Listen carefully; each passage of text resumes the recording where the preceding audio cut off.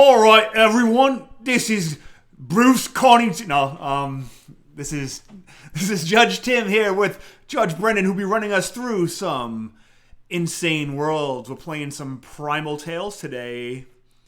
With us, playing Anthony jumped in at the last minute. He is our savior. We got Chase, and everyone knows Mr. Brad McDevitt from Goodman Games fame, drawing all sorts of creepy, nasty things. And yeah, Brendan, take it away. Couldn't be happier to have everybody. And today we will be doing Primal Tales by the amazing Britt and Allison Brooks, part of the whole Goodman Games family. We're super excited to be running this one today. Today is October the 29th. It's Thursday, and it's time to do some gaming, kids. So let me tell you what's going on. So all of you are starting to feel like this terrible pain in your head, and you're all sort of waking up.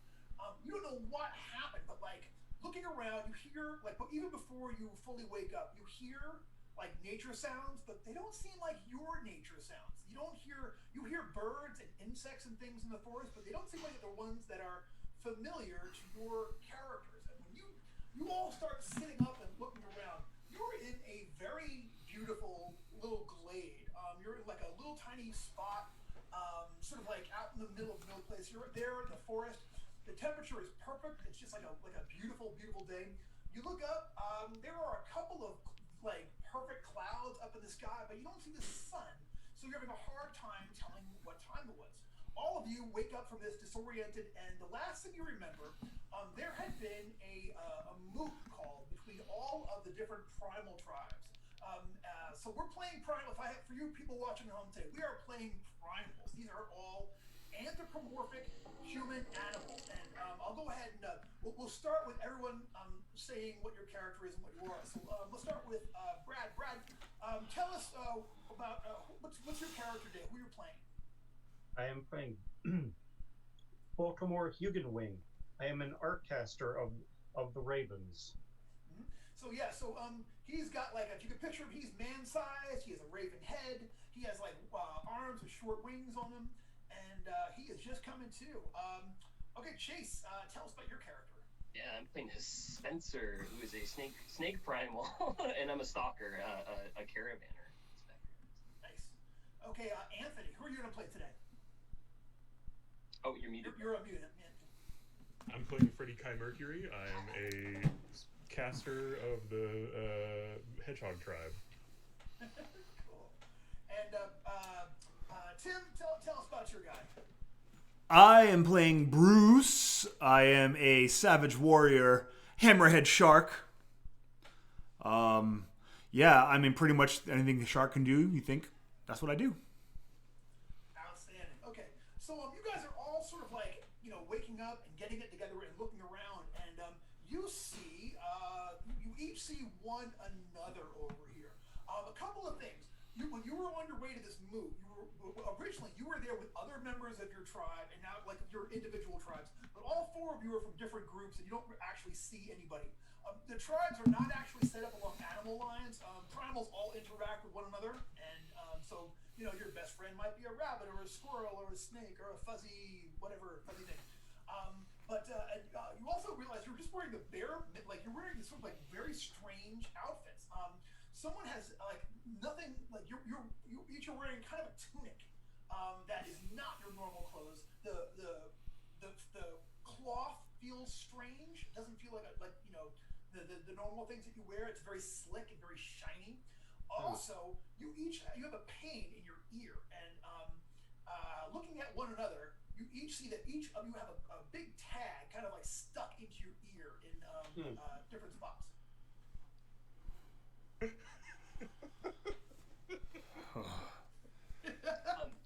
The raiments we're garbed in, are they all similar amongst our, like, I look over Completely it. similar, yeah. Okay, They're exactly similar. And they're also orange, which is the weird color for clothes, whoever you are. They've got these weird orange, you know what I mean? Like real bright, like kind of hard to miss kind of orange. Mm-hmm. Safety orange. Safety orange, that might be it, yeah. Yeah, high something vis, along right? the lines Yeah. of hunter orange, yeah. Some might even say, Is it just us? That's my only question that I'm gonna let There are the four of you, okay, and you hear, like I said, you hear birds and bugs and things off in the, like around there, and somewhere you hear water. You hear like, you hear like running water coming from someplace, but you don't see any nearby. Some party.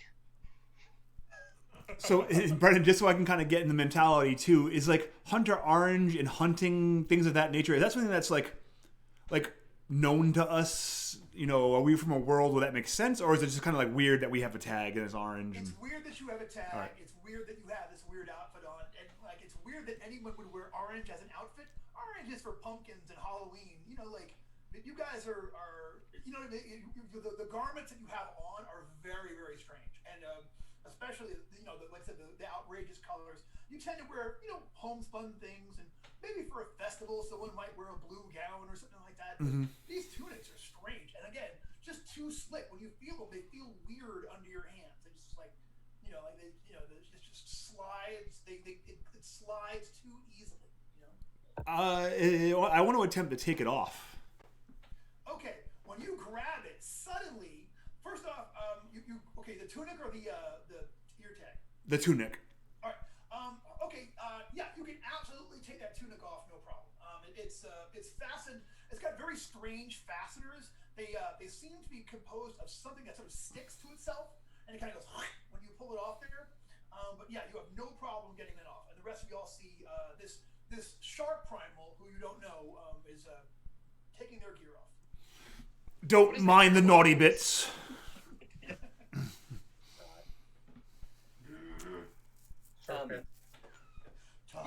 Let's look at the things.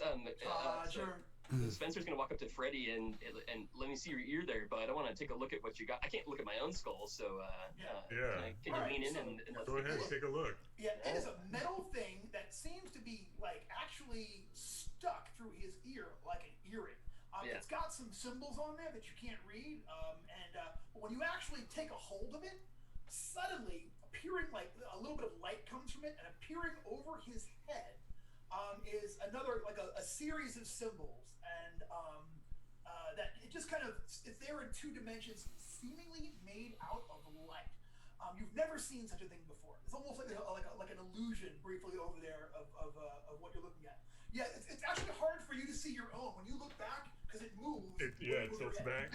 Yeah, it tilts back along with you. You can kind of manipulate your ear and that way and sort of see it, but it takes that.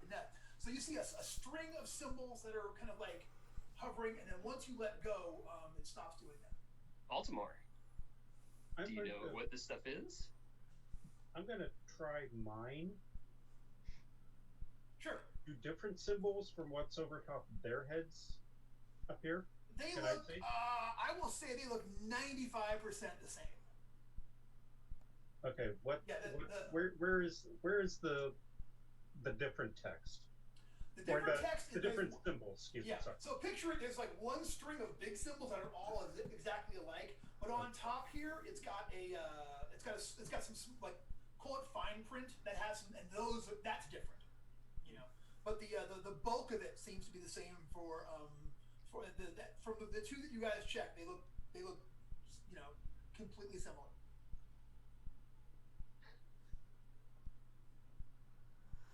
All right. Thoughts? I mean, okay, yeah. So can I make an intelligence check? Sure. To do what? To see if I think that maybe this is some way of identifying us differently. Yeah, go ahead. Just a standard straight on?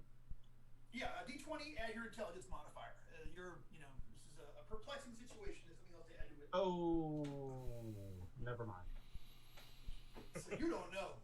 Symbols could have a lot of meanings. Simple question: do they look removable? The tags. Like if I stare at Freddy's ear tag, does it look like something I could either gently or less gently pry apart or pull out through his ear? It would be less like maybe you could do it without hurting him if you were really careful and did something clever. But you see it like it's almost like someone chained it through his earlobe. And, like you think it is going to leave a let's just say leave a mark and a ripped earlobe there at the bottom of his Well, until the need presents itself, I think I'll leave. I have no problem with these being in our ears. I have no idea what they are. They're just new fancy jewelry. Sure. At this point, with you guys all standing there, you hear something coming. You hear there's a weird noise, sort of a strange, low-pitched humming noise, and you hear the sound of, let's call it incautious people tromping through the woods, like making noise and such. And off in the distance, you start hearing strange talk and things. Are they whistling? No. They are not whistling, but they are making noise, and you hear... where the 7 footsteps coming? Yeah, there's rather a few of them, but you definitely hear somebody, like I said, is incautiously plodding through the woods up in your direction. Let's hide. You guys want to hide? Indeed. Okay, so you guys can all make me a hide check. Bruce, you can make me a full D20 check, but everyone still has a tunic on, can only roll a D16. Add your agility in all circumstances because you're high. It's agility check. Sharks are wicked smart, dude. 16 with the high viz. You got a 16 with all that. Yeah, you find a nice spot. Okay, I did not find a hiding spot. All right. 1. Oh yeah. You found a great spot. You're perfect. No worries, Freddie. You're good to go. Bruce. 15. Yeah, you two are also hidden. So gosh. All right. So when all of y'all kind of scattered and hid, a few moments later, you see some creatures come into the area. Now, you have all the world you come from. You share it with humans and elves and dwarves. Sometimes, it's like anything. They're all individuals. Some of them get along well with you individually. There are some people who just never like primals. There are some people who put primals on a pedestal and treat you like you're these weird nature spirits, which is also completely false. So you know what humans look like. So 4 of these creatures are definitely humans, okay? They seem to have a number of golems along with them, okay? So the humans, they have a weird, they're wearing strange outfits, but their outfits are, it looks like an attempt to be camouflaged. They have a kind of a green and black pattern through them that's sort of like, if they were standing still, like they would be like, hidden across behind things. One of them has gone so far to actually paint that stuff across their face and has a very determined look on their face. The other one's not so much, and one of them is actually clearly inebriated. One of them is clearly like has a drink and is has red face and flushed and is like They all have bows, like bow and arrows, but these are not like any bows you've ever seen. These bows and arrows are full of, let's just call them doodads, all kinds of weird prickly bits and things and strange. They're the most complicated looking things that you've ever seen. Also with them is this creature. Again, this is a maybe a golem. Clearly somebody either made of metal or in the weirdest kind of armor thing you've ever seen. It is sort of hovering around the back from them and not doing anything, but it's just sort of like standing back behind them. Also, each one has a smaller version of that, but these things are on all 4 legs. They kind of like are sort of like running around their feet, almost simulating playful animals, like sort of like dancing around them as they get there. They get there and they see Bruce's tunic, and one of them picks it up, and then they look over and literally see Freddy's butt just behind a tree, and they're like, and one of them yells something in their language, and they get ready to start shooting arrows at Freddy there. So let's go ahead and roll some initiative because it's about to get serious. So 16 for the strange humans. Okay, so Baltimore on a 9. I just got the Raven thing. I'm so slow, but I get there. I think it takes saying it out loud sometimes. Yeah, it really does. 14 for a Spencer. 12. 12 for Freddy. Mercury.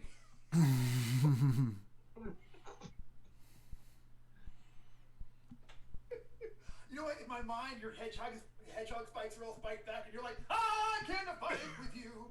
So, what'd you get for Bruce there, Tim? 14. 14. Who has a high agility of his Spencer and Bruce? I don't have a modifier at all. I have a 10. Plus 2. So it'll be his Spencer and then Bruce. All right, so these characters are going to go first. They fire. His Spencer, give me a wheelhouse check. Yeah. 14. Just a D20, right? That's 14. It's a D20. Add your intelligence modifier and your character level. Okay.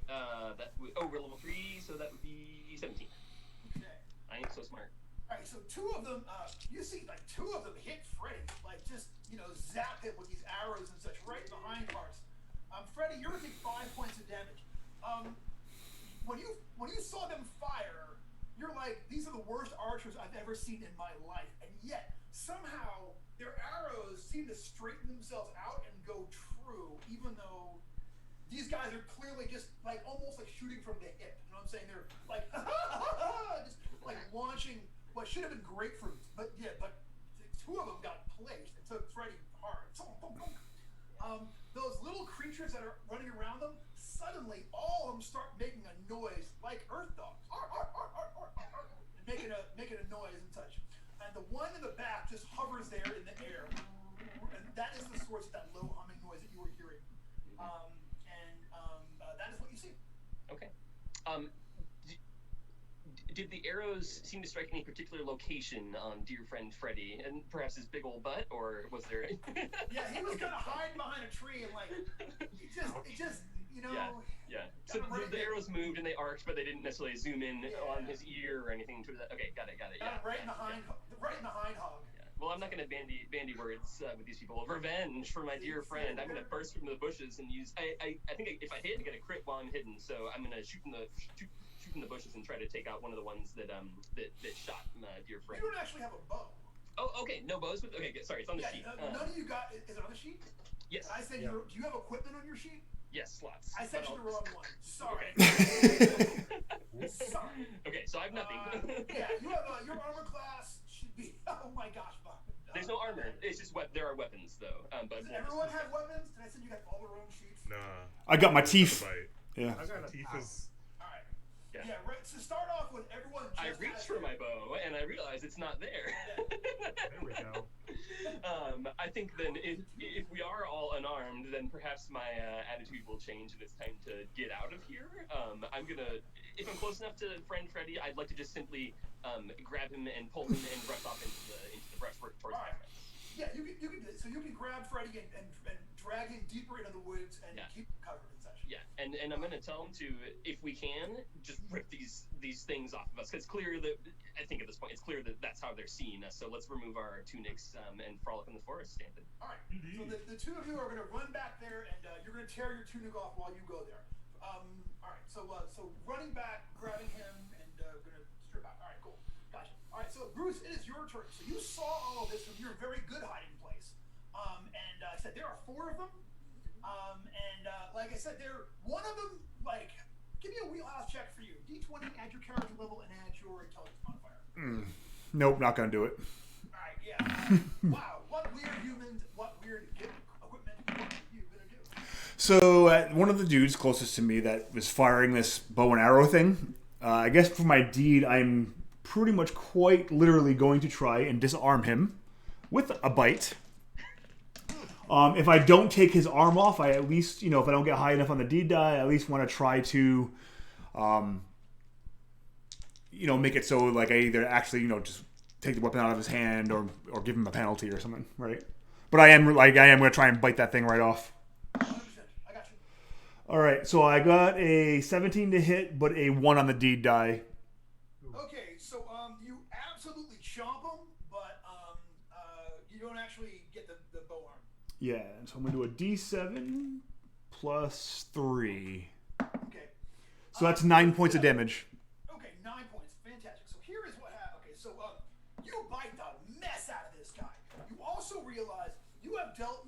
You get a vague idea of like magical force fields. Like you're familiar with you're an adventurer, so you know that there are spells you can cast that'll give you like a barrier.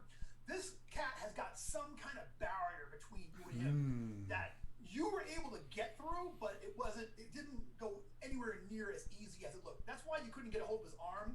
You wound up kind of slipping off and sort of like getting him around the torso instead, because whatever it is, it makes him slippery and like you had to sort of force through it in order to do that and such.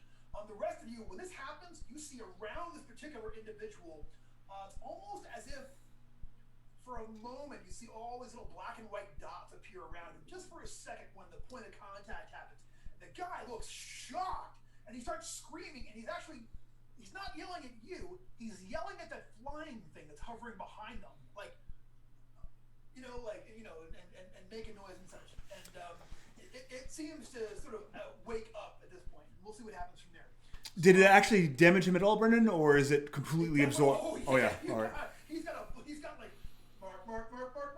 He has that Jaws bite, but in small around his torso. You went right through his fancy, camouflage. I'm going to call it camouflage from now on. His fancy camouflage outfit over there. Yeah, I mean, you definitely got a piece of him, but he's still alive, still doing this, and there you go. And that is when Freddie Mercury. So you have been dragged back in the woods a bit, and now you are back there hidden. His Spencer has ripped his tunic off. You still have yours on, and it's your turn. What are you going to do? I will similarly rip my tunic off because clearly that's the only reason they could have seen me. It wasn't not a master woodsman such as yourself. Okay, so it'll be a move action to detunicify, which is the word. Y'all can look it up at home. I can't back that up. I will detunicify myself, and I will proceed deeper into the woods, following my new friend, his Spencer's lead. Gotcha. Yeah, sure. What is happening? Can you guys still hear me? Yeah. Yes. Yeah. Okay. And see you. I'm sorry about that, everyone. There we go. Brendan's having a stroke, guys. No need to be worried. I can't. Can you guys see? Okay. Did your Zoom? Did it just minimize or something? Or Yeah, it all kind of went nutty. I'm just trying to see. Is anyone in the chat room? Like, just Jess, as far as I see so far. Me and Jess are. That's fine. Jess, get ready for the gaming weekend of your life because we're about to burn it down over here. All right, so move action. You go ahead and get loose of that, and you still have an action. What are you gonna do? Book it into the woods. All right, book it away from these people. Gotcha. So the two of you are making your way, like running through the woods as best you can. Towards the river. We gotta The get sound to of the river. water. Yeah. All right, we're gonna head towards the sound of water. You got it. No problem. All right, cool. So you will continue to do that, and then it is Baltimore. Baltimore, you were heading up there. You saw your friend Bruce. No, I'm sorry. I was one. Yeah, I rolled like an 8 for my my hide check. So it's because I'm trying to say his hide check was so bad they only noticed him. It was like he became a beacon on too. So you're not well hidden, but no one is looking at you. So it's the same thing for all intents and purposes. So. Freddie was so unhidden. It actually hit you. Okay, I see them running away, and I see Bruce is basically like thick in the fight. Yeah, he went over and bit the heck out of one of these guys. What's that? He went over and bit the heck out of one of these guys. I'm going to try animal summoning since we do happen to be in the middle of a forest. Yeah. Okay, so that'll be a D20 plus 6, right? Be a D20 plus 6, and unless you want to do some spell burn, I know it's early, but I always am. Let's not try any spell burn quite yet. Alright. So I didn't offer. Oh, maybe I should spell burn. I rolled a 10. You got a total of 10? Is that a 16? Yeah, Oh, no, total like of a 10. total of 10. Oh, yeah. So, unless you want to burn some luck on that spell is going to be gone for the rest of the day and unget-backable without spending any Yes, I will spend a luck point then. Be 2 points of luck to get up to a 12. And that will actually get you a 1-hit die animal that can come and get involved. So what 1-hit die animal would you like to be here involved? Maybe like a pigeon, and I want it to dive bomb at the that floating thing behind them. Pigeon, you got it. Angry pigeon. That's the only kind of pigeon. I'm, from New York. Come on now. I guess you might find a pigeon feeling ennui. Other than that, that's the only other thing to do. All right. So suddenly, this pigeon just starts dive bombing the thing there in the back. So, which again seems to react very strongly to it. Its whole upper section swivels and is now sort of, as far as you can tell, because it's not very humanoid. But the whole upper portion seems to swivel at it, and now it seems that your pigeon has this thing's focus, like, definitely. So it is their turn. So, the guy that you bit, Bruce, like, again, freaking out, he yells at the thing for his move action, and then he is going to go ahead and draw almost like a little thick short sword, and it's going to try to zap you with it. He swings are really inept. So two of them, the drunk one and the guy with the face paint, start tromping off into the woods to try to catch up with Freddy and his Spencer. And they're sort of like making their way through there, and the one looks really intense, like he's just got his bow out, and the other one is just like wandering behind him and yelling. Y'all can hear this guy bellowing through the woods. And such a bad parody of hunting. The last one, however, keeps their cool and is going to point their bow, points their bow over at Bruce, going to try to zap you. That is going to be a total of an 8. Fires 1, just 2 flies off into the woods. That thing in the back that's hovering there. So this arm kind of comes out, and you see that there's like a electric charge. It seems to be like leaping back and forth between the tines on the end of this arm that seems to just sort of pop out of this thing, and it goes after the pigeon. Yeah, go ahead, Brad, give me a saving throw for your pigeon. D20. Let's just see how it does. D20 plus what?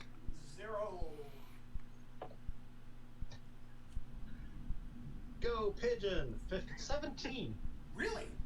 Man, your pigeon stands tough against what has got to be some kind of shocking gosh knows what thing.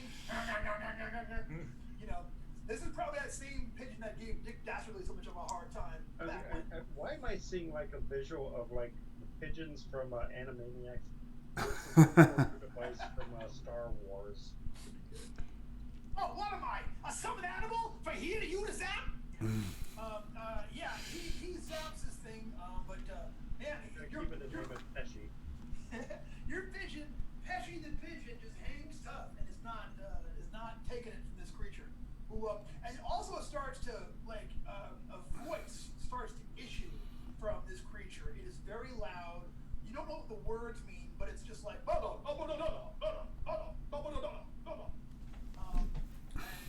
that is what y'all hear. So his Spencer, you are making your way through the woods along with Freddy, and you definitely hear there are some people who are, because one's just yelling and is like raising hell on his way over, coming up from behind you. But it is your actions. What are you gonna do? So I don't know if I'm considered hidden or not anymore, but if I can hear people behind me, I would like to basically remain hidden and either attempt to sneak up, or maybe next turn, if that's what's required, sneak attack the guy who's kind of tromping slowly through the woods with the bow. I don't have a bow on my sheet. I misread. I'm sorry. I have bow skills, so I need a bow. So I'm gonna ambush this guy. Yeah. All right. So go ahead and give me another high check. I see what you're going for here. Okay, and I will take their what they're doing into consideration. So 16.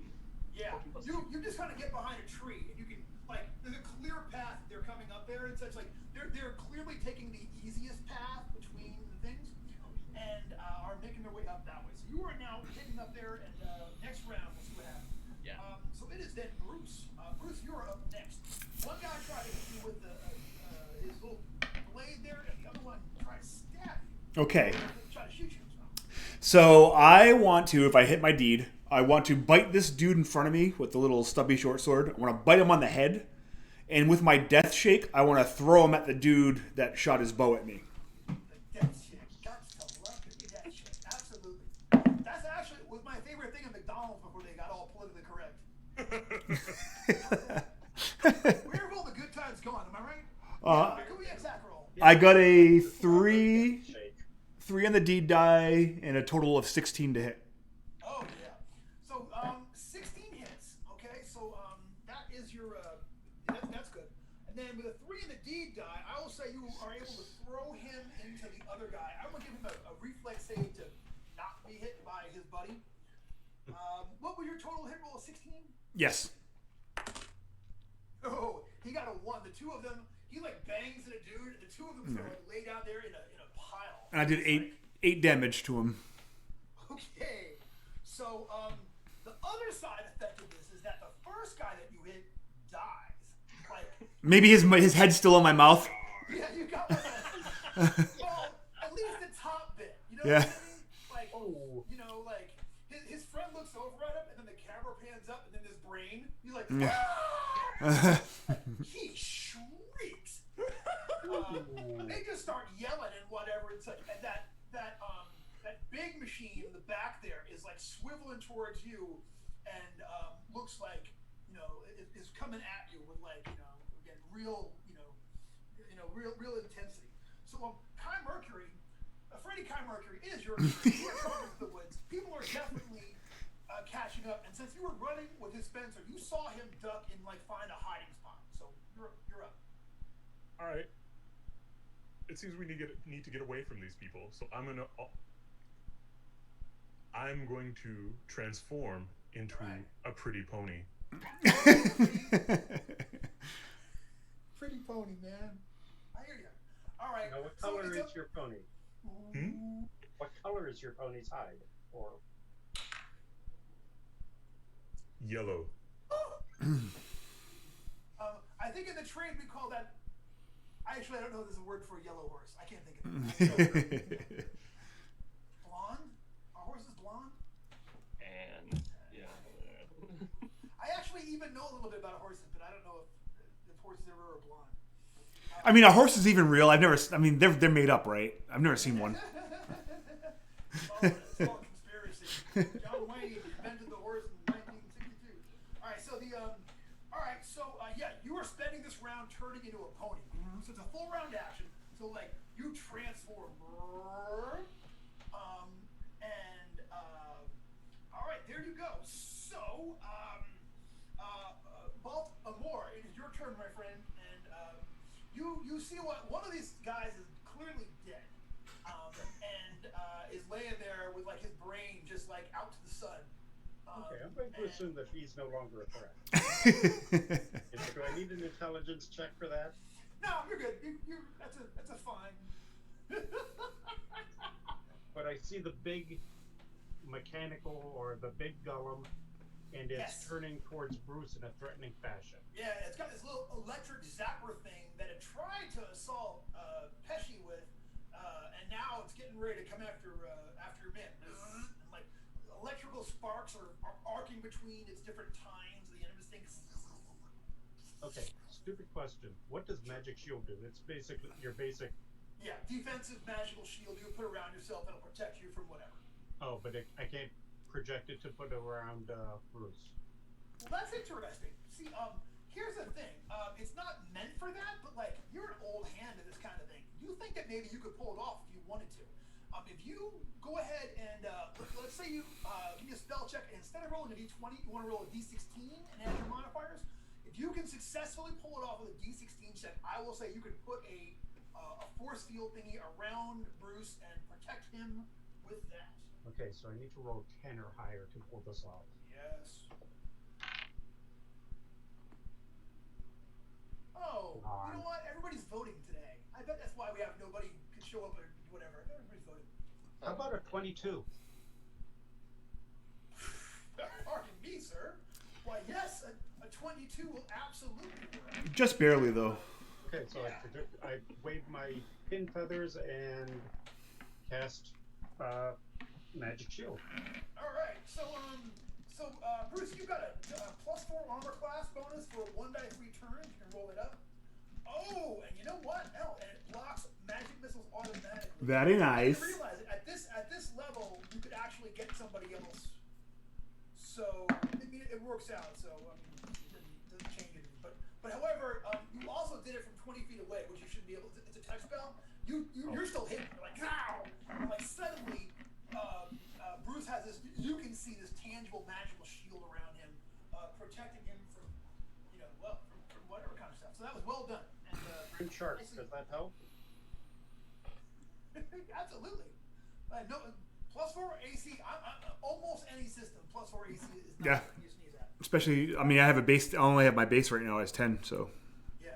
All right. So yeah. So a couple of things happen. It is their turn. Okay. So so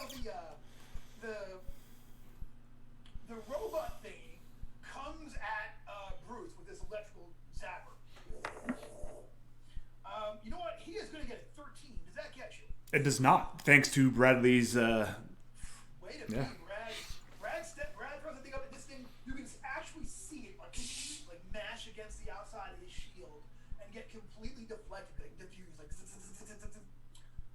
The one who had a dead body thrown upon them runs like the bunny, gets them shrieking and starts running off in the way they came, like drops their weapon, drops everything, and their little robot, whatever it is, continues to chase them along with them and such. The other two get to a point and they kind of split up, and his Spencer, the one with the camo paint on, goes right past your hiding spot, doesn't spot you, like close, but like it's coming around and looking and such. The other one, the drunk one, like it's like yelling, and comes around and like and sees a pony, and it's like and he just walks over and he's like he puts his drink very carefully into the crook of a tree, and now that you look at it, like you realize that tree has a drink holder made for this kind of action. Like he puts it in there, it's clearly purpose built to hold the drink. It's like boom. And he comes over and he's like, in a language you don't know, and he literally puts his hands on you and is like, just losing it over your ponyness and such, and it's just like, just psyched about encountering a pony in the middle of everything else going on. Roll a personality check to see how uncomfortable you are right now. He's used to this. This is an auto pass.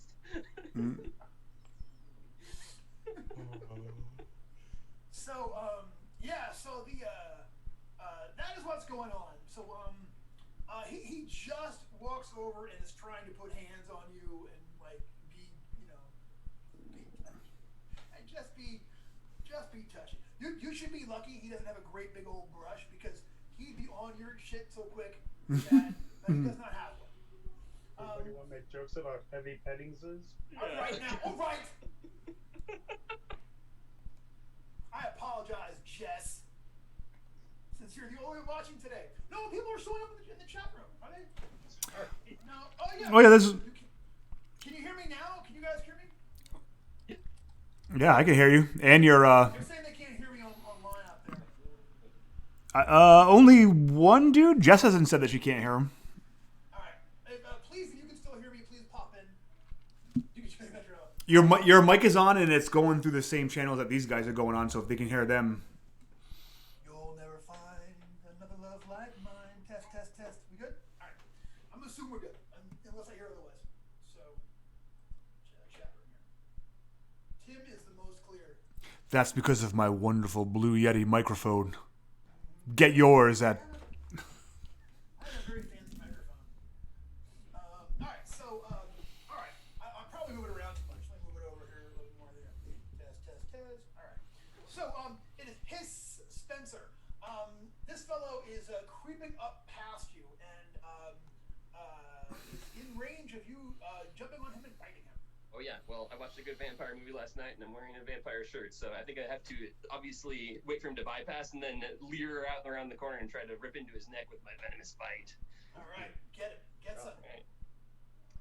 Let's see. I got a 3. I don't have enough luck to burn to get that up to it. Yeah, you go over and get it. You know what? This guy, of all of them, this one seems to be the only one that has any idea of what he's doing out here, and somehow you got this one. So he whips around at you with his bow. He's clearly startled, but he's in control of himself. He kind of like shoves you away with his arm. He's trying to get a shot at you now too. Yeah. But we'll see what's up on his actual turn. It is Bruce. You have a giant golem thingy trying to shock you with a prodding thingy. What's up with that? Tim? Oh, I'm sorry. I was just fixing the volume. I'm hoping that I turned you guys up a little bit. We'll see if that works. Let me check my levels real quick. And my D20. I had something the funniest. My wife is listening to music upstairs, and right now it's playing "Staying Alive" by the Bee Gees, which is such a wonderful soundtrack for this action going on here. Yes. That's pretty fun. Warming my heart. Yeah, I like it. All right, so for my deed, I think I don't really know how teeth are going to do against this armored thing. I don't want to chip one to find out. So I am going to attack it, but more of like a distracting thing so I can then book towards the sound of the water. Gotcha. So maybe like I'm going to like, I guess kind of like a shove takedown type thing so I can turn around and then run. Okay, gotcha. Yeah, if you get like if you register an actual deed, you got it. I got a 5 on the deed die, and I hit a 17 armor class. Oh, that's very good. 17, huh? You want to spend a point of luck on that hit? Oh, wow. Yeah, why not? All right. Okay, so with a 5 on your deed, I will say that you shove this thing enough that it kind of actually sort of spins over in the air and flips around a little bit. You know what I'm saying? And that pigeon is still at it like the whole time, like not giving it any slack. And that Actually, the pigeon. makes it worse, and it kind of goes around. So I'm gonna say not only will you can now move away without it attacking you, but also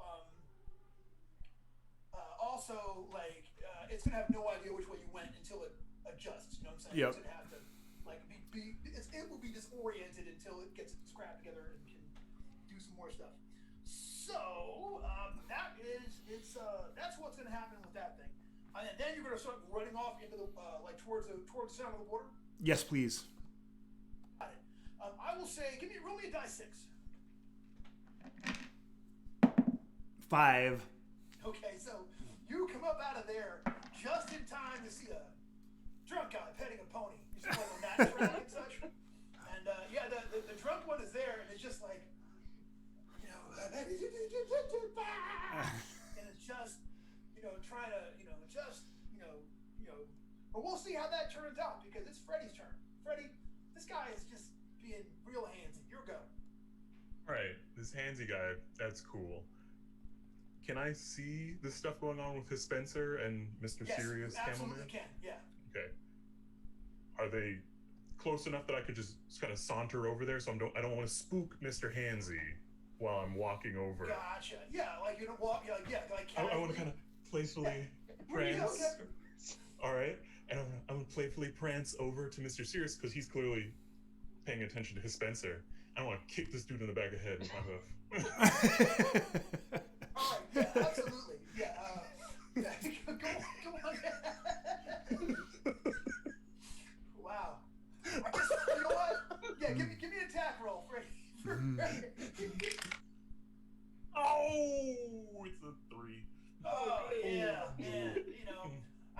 I guess friendship isn't magic because you go over there and once again, this guy is a much better hunter than everybody else there. So he kind of whips around at you, and now he's looking surrounded and is looking like and he starts yelling in whatever language that is for whatever.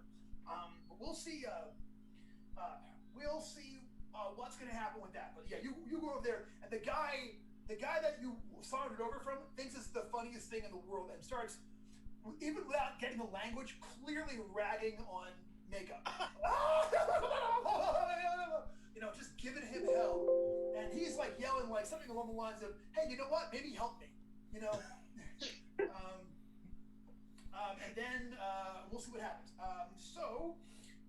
That is going to be Baltimore. So you can still see that robot where it kind of flipped over. But you can't see Squawking here. Okay, that's really funny, but only we can see that for Baltimore. Pesci the Pigeon's like, I'm squawking here! I'm squawking! That's just classic. It is your turn. The only one you can actually see is this robot thing that, again, kind of like flipped over in the air and is now like swinging around with his little zapper arm. Okay, can I see where there's anything resembling like eyes on this thing? Yeah, it's got some little light up things there. Remember when it turned around and focused on your pigeon? The part that it focused on has all of these little like pieces of glass, round lenses or something, and you can definitely tell that seems to be where it's looking from. So sure. What would happen if I cast color spray right at those lenses? Ooh, only one way to find out. Lead detectors. I'm not going to spell burn on this, not on a... Maybe I should have. 9. You got a 9 for your spell check? Yeah. With everything? Yeah, that's gonna be a fail and loss. So you can cast it again by doing a point of spell burn, but you try casting that spell and it does not actually go off. And okay, I'm gonna spell burn a point of strength. So here's a couple things. So spell burn, you gotta do spell burn before the die roll though. Okay. You can do luck though. You could burn 3 points of luck. No, I don't want to burn luck on. Yeah, it's a lot of luck, and it's at least it's kind of early. So yeah, all right, hold on. Yeah. All right, I got you. But give me a luck check though. So roll me a d20 and roll low under your current luck. I don't seem to be having any problems rolling low today. We'll see how you do. So of course I rolled a 19. So once you cast that, the thing swivels its head towards you, and is like now completely focused on where you were. P.S. You weren't hiding good crap for anything anyway. But it now is like, and it's like, and you hear that voice again, blah, blah, blah, blah, blah, blah, blah, blah. Who knows what it's saying? I don't think I need to use comprehend languages like I'm going to roast you alive and have you for supper.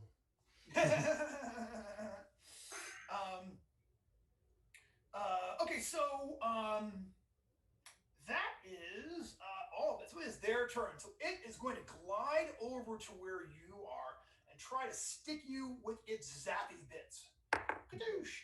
I just rolled a crit to zap on Brad. So I don't tell you, man. Like you're like casting your spell, and it like comes right in between your arms and takes you right to the chest. Before you can say, "Don't tase me, bro," this thing gets you just so. Go ahead and give me a saving throw. That is a DC. So I'm sorry, a DC 13 saving throw, please. 13? Yeah, a fortitude save. Fortitude save. Okay, so that'd be a 13 before my fortitude bonus. Oh, nice. So you take 1 point of damage from it, but you're still up. Like it's still, No, I didn't roll yet. Oh yeah. You want to roll a d20, add your fortitude modifier, and you're looking to get a 13 or better. 13 or better. 5. Total? Yeah. All right. You heard a gazat, and you are officially stunned for a while. KFR, I guess. Okay. Yeah, you were having a rough dice day, Brad, but I got a feeling you were going to come back hard. I believe so. So over there, he's not going to shoot at a pony. So he's going to turn around and try to shoot an arrow at his Spencer. He's going to get a total of an 11. Does that get you? No, 12. His Spencer? 12. Were you his spit in his chest? I was missed. 12, yeah. So you nimbly jump out of the way, and an arrow whizzes past you. And once again, that arrow, like, the way he reacted, that thing had no business being that perfectly placed a shot. And if you hadn't been as quick as you were, that thing would have gotten you center of mass. The other one over there goes over, and for his action, he is going to retrieve his beer for his move action, and then take a big old drink for his attack action, and is just, again, still yelling at his buddy, who's yelling back at him, and just giving him grief. So, and you also, you hear Bruce running up there. He will be there next round. So, Bruce, it is your turn. Oh, sorry, it is his Spencer first. Okay. Well, this guy's in front of me. I'm not hidden anymore, but we got taken down. So the guy who is alert and has camo all over his face, I'm just going to now just try to pounce upon him and bite him on the neck again. All right. If I recall, so I think one of the character sheets had an attack roll issue with him and such. But so just but you got use your base attack bonus plus your strength modifier for this. Yep. I think I left it off your character sheet. Oh, okay, yeah, no, it does just say +1, and that's my bonus. That's my mod. So for level 3, just and then add your strength modifier. Yeah. I think it should be a +3 to hit. Total. That's what's not on the sheet. Okay, cool. So I'll do +3. Thank you. All right. Ooh, got 16 + 3, 19. That's gonna hit. And you experience that same thing. He has got some kind of protective question mark around him, but you're able to get through it. You can feel it resisting, almost like you have to force through it. For a moment, he's covered in these little black and white dots just for a second as you make contact. But you hit. So go ahead and give me some damage. Okay, I'm also gonna burn 2 luck because I need this guy down. He's got my lucky bow. I know it. So I'm gonna 2 points of luck for damage. Yeah. All right. Bet. Yeah. Go ahead and give me a shot. All right, so bites D3. D3 is 1, and 2 D5s are 2 and 5, so total of 7, 8. Okay, and then it's also poison. Yeah, what's my poison save? DC 13 or D3 standard damage. Oh, yeah. So he goes down and is laying there and you've got you managed to actually rip some of his neck meat right through whatever that thing is that's covering him up. Neck meat, it's a term. You could look it up. That's that's the first thing you learn on anatomy school day. It's a cut. I recognize my taste. I can't back that up. But and he is laying there now, looking bloody and bad and certainly poisoned. And all of a sudden his drunk friend is like oh, it stopped being funny to him, and he's banging on his wrist and yelling at it. So we will see what's going to happen there. But that is when Bruce, you come up upon this bloody scene where it looks like his Spencer has bitten the mess out of one of these guys, and also, well, it's not their round yet. We'll see what happens. So what are you gonna do, Bruce? So as I'm running through, I'm going to continue on towards the sound of the water. If that other guy that just spit his beverage everywhere is still kind of up and in my way, I think part of what I want to do as part of my deed is I want to bite him, but just continue going. So I almost want to pick him up in my jaws. I'm going to bite him, but keep running through the woods. Like a move through attack. You know what? I saw the same thing happen to Samuel L. Jackson once in a movie. Come on, man. Get this deed. No, it always whenever it's the coolest, it doesn't work. I got a 4 total to hit with a 1 on the D die. So yeah, man. You but you're still going to continue to run past him. Yeah. So I guess I just snap at him. Yeah, he's I think you hit his ear. Yeah, the drunk guy throws his hands up whoa, and just manages to not be sharp it, and you run past him. So you actually come to the edge of what looks like the edge of the woods here, and now you are looking at a beautiful river that's fed by a waterfall. So you're on the bottom level. Waterfall is coming down in the river part where you are. You realize you're in the middle of a huge, big valley. Okay. Now, up at the top, though, you see a miracle. Okay, this craziest thing. There is this huge three-sided, like imagine three giant squares that are all together that are slowly rotating in the air. And like the one that you can see right now, you can see like where you can see like one of the angles you can see is the guy you killed with no head on there is like there. You can see him. Like they're up projected in the sky somehow. And another side has got like another group of hunters that you don't recognize who are like all like chasing and talking to each other like real excitedly and firing their arrows and such. The third one's got words and a bunch of things and a picture of some kind of vehicle going past. You're not sure what that's about.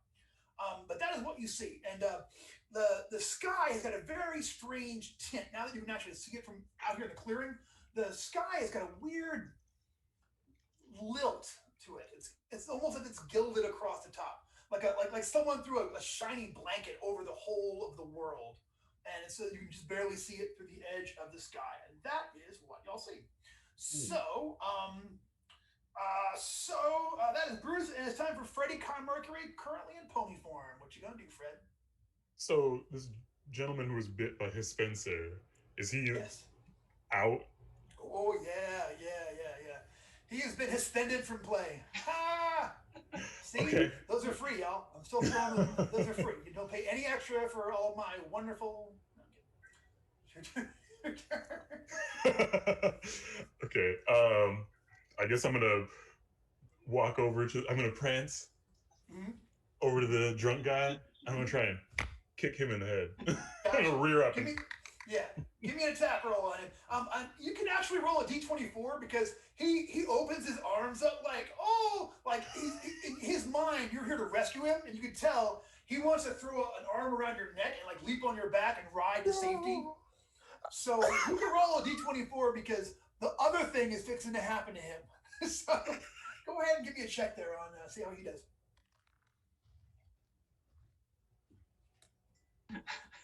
Did you get a 1? I got a 6. All right, you got a 6. So we'll see where we'll pick up from there. You kind of rear up, and he doesn't even seem threatened. Like, yeah, that's right. We're out of here, pal. He just thinks it's majestic. Exactly. Yeah. Oh my god. It's like salt spray, like shooting out like light beams. Sparkles. Like, you know. He's very excited by all of this. So so we'll see what's going to happen there. Baltimore, this is round 1 of you being tased. You are there like and feeling just you're not dead, but you can breathe, but your arms have like they feel like sort of like static and sort of numb feeling going through them, and so you are stuck there. So it is their turn. So let's start with Mr. Drunk Guy. Mr. Drunk Guy throws his arm around Freddy's neck and is going to leap upon his back and get ready to ride home, you think. Here it goes. I'm going to only let him roll a d16 because I'm assuming, well, no, let's be a grapple. So we're grappling. So go ahead and give me, but in this particular case, it's going to be strength versus, my strength versus your agility. So you make an agility check, I'm going to make a strength check, and you got to beat my 4. That's just not good. But 12. All right, so he kind of goes like, you kind of like duck under him like a little horse can do, and he kind of like goes right over you and lands there and eats it. And like his beer spills, and he's like, oh! And now he's yelling at you because he's down a beverage, and he's not happy about that one bit. He's a very stable genius. Yeah.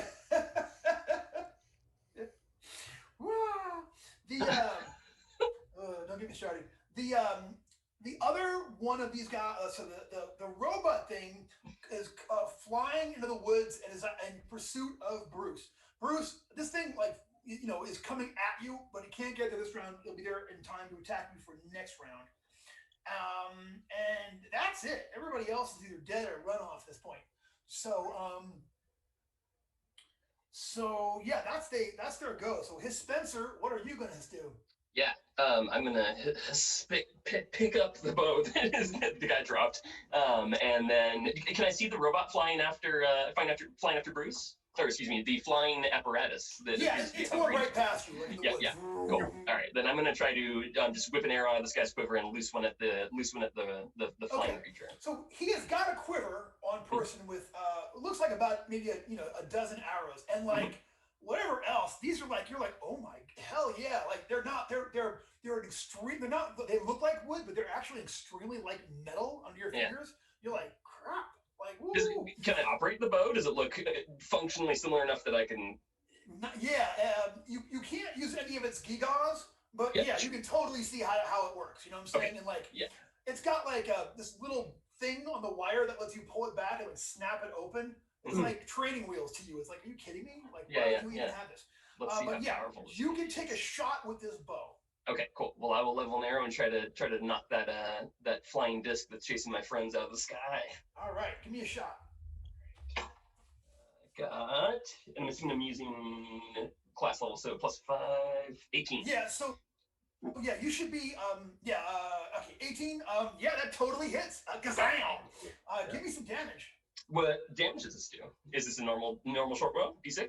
Well, you always do +1 die with your thing. So it's going to die 7 for you. And actually, you know what? I didn't think about this, but I'm gonna. I don't know if I'm hidden or not from it. You didn't really call it as hidden, but I'm gonna go ahead and give you this one. So we'll call this one a sneak attack. So go ahead and but going forward, you got to call it if you're hidden to be doing that for your sneak attack modifier. Sure. Yes, I figured I'd revealed myself, but if I am hidden, as you say, then it is actually a crit. So I should. This one. Got it.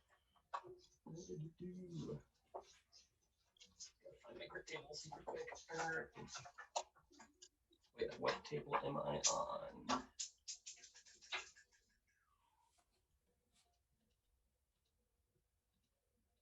lost my sheet. There we go. Crit table. Apologies. It's cool. D14, table 2. D14. And how much damage? Did you actually roll your damage yet? No. D7. Let me roll that. The die that dropped on the floor, of course. 2 on the die. 2? All right. On the die, yeah. And then D14 on the crit table. Let me find that.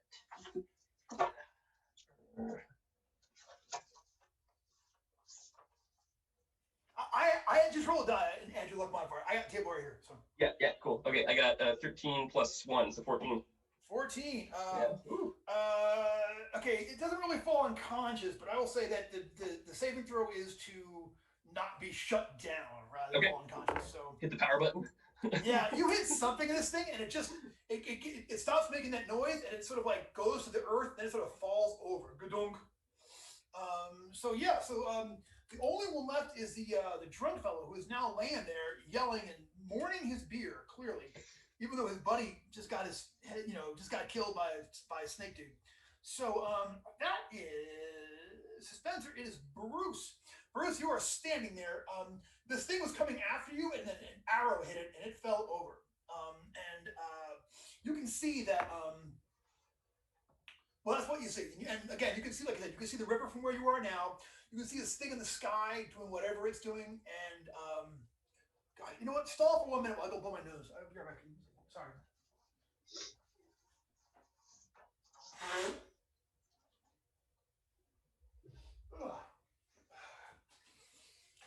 Sorry, guys. And that is what you see. Does it look like this thing's going to get back up, or does it look like the arrow took it out and it is now immobile? This is so outside of your experience, you are not sure. But the lights have gone off on it, and it stopped making that noise that it was making earlier. All right, I'm going to run over to it, and I want to see if it has any obvious like compartments or what look to be maybe openings in the armor. If it's an armor itself, I want to see like is there a person in this? Check. Yeah. Mm-hmm. Yeah, give me an intelligence check to find some purchase there. I got an 18. Yeah, there's a little panel right there on the one side there that you could open up. I want to do that. See who's inside this thing. Yes. Yeah, you open it up, and there's actually all kinds of wires and buttons and gosh knows what's under this thing. I'll look at these guys and be like, should I tear it apart? Yeah. All right. So at this point, it is so you go over there. Opening that thing up is going to be your attack action, and it is time for Freddy Mercury. What are you going to do? You've got the drunk guy is laying there yelling at you. Stomp. Stomp him. All right.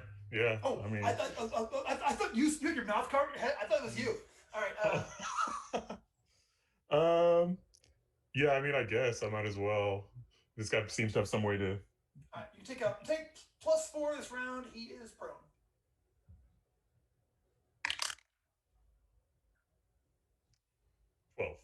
12.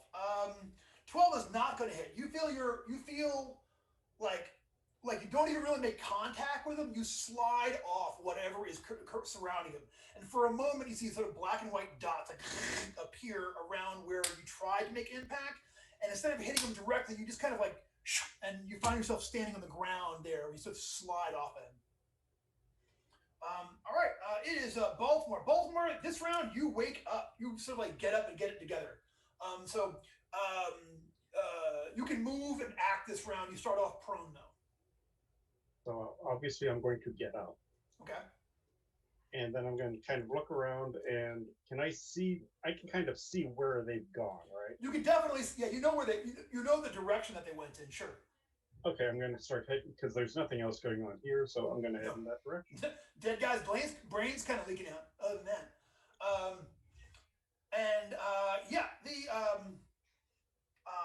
You make your way over there. It's and you see a pony and a drunk guy. So you will be there next round. You also see from where you are all of those little tiny metal things, sort of like all of them are kind of like running around in circles out there, like around the dead guy. Like as you walk past, you see them all sort of like almost capering around him, like like they're sort of like making a circle around him and still making that weird. I mean, it's clearly supposed to be a bark, but it's like, it'd be like almost like somebody saying bark, bark, bark, bark, bark, bark, bark. Like it's like, it's so clearly not an actual organic animal sound. It's ridiculous to you. So it's like some sort of like a magical recording. Like a magical recording. But done. Barking. Yeah, but they recorded a person making a bark rather than an actual animal for whatever reason. All right, there you go. So it is the top of the order. Okay, so drunk guy is going to get up and run at this point. He has had this, and he is going to start taking off. So Freddy, you're actually still in melee combat with him, so you can take a free shot on him as he tries to sprint out of there. Return you back on a horse. It's an 8. You got an 8, yeah. You kind of take a shot at him, and he just keeps, he just trucks out of there. So he runs his full movement rate, again, lurching, you know what I mean? Kind of like making his way as best he can. He's clearly in bad shape, but he is going for it, trying to get the heck out of there.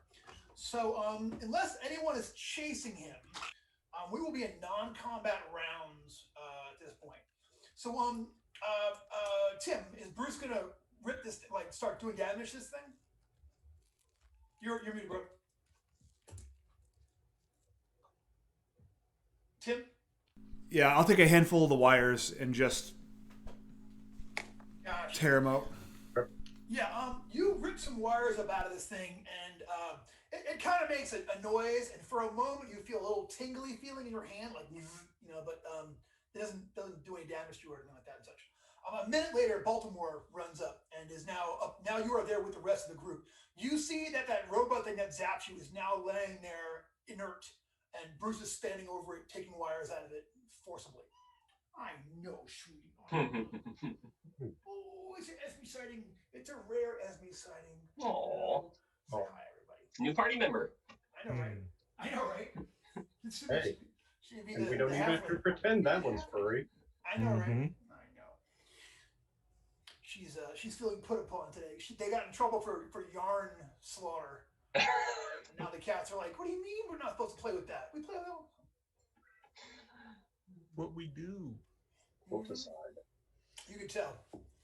My wife's yelling, and they're like, "What do you mean?"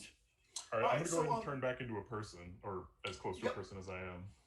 Yeah, you turn back into your hedgehog apomorphic form. It's horse. That's good. Mm-hmm.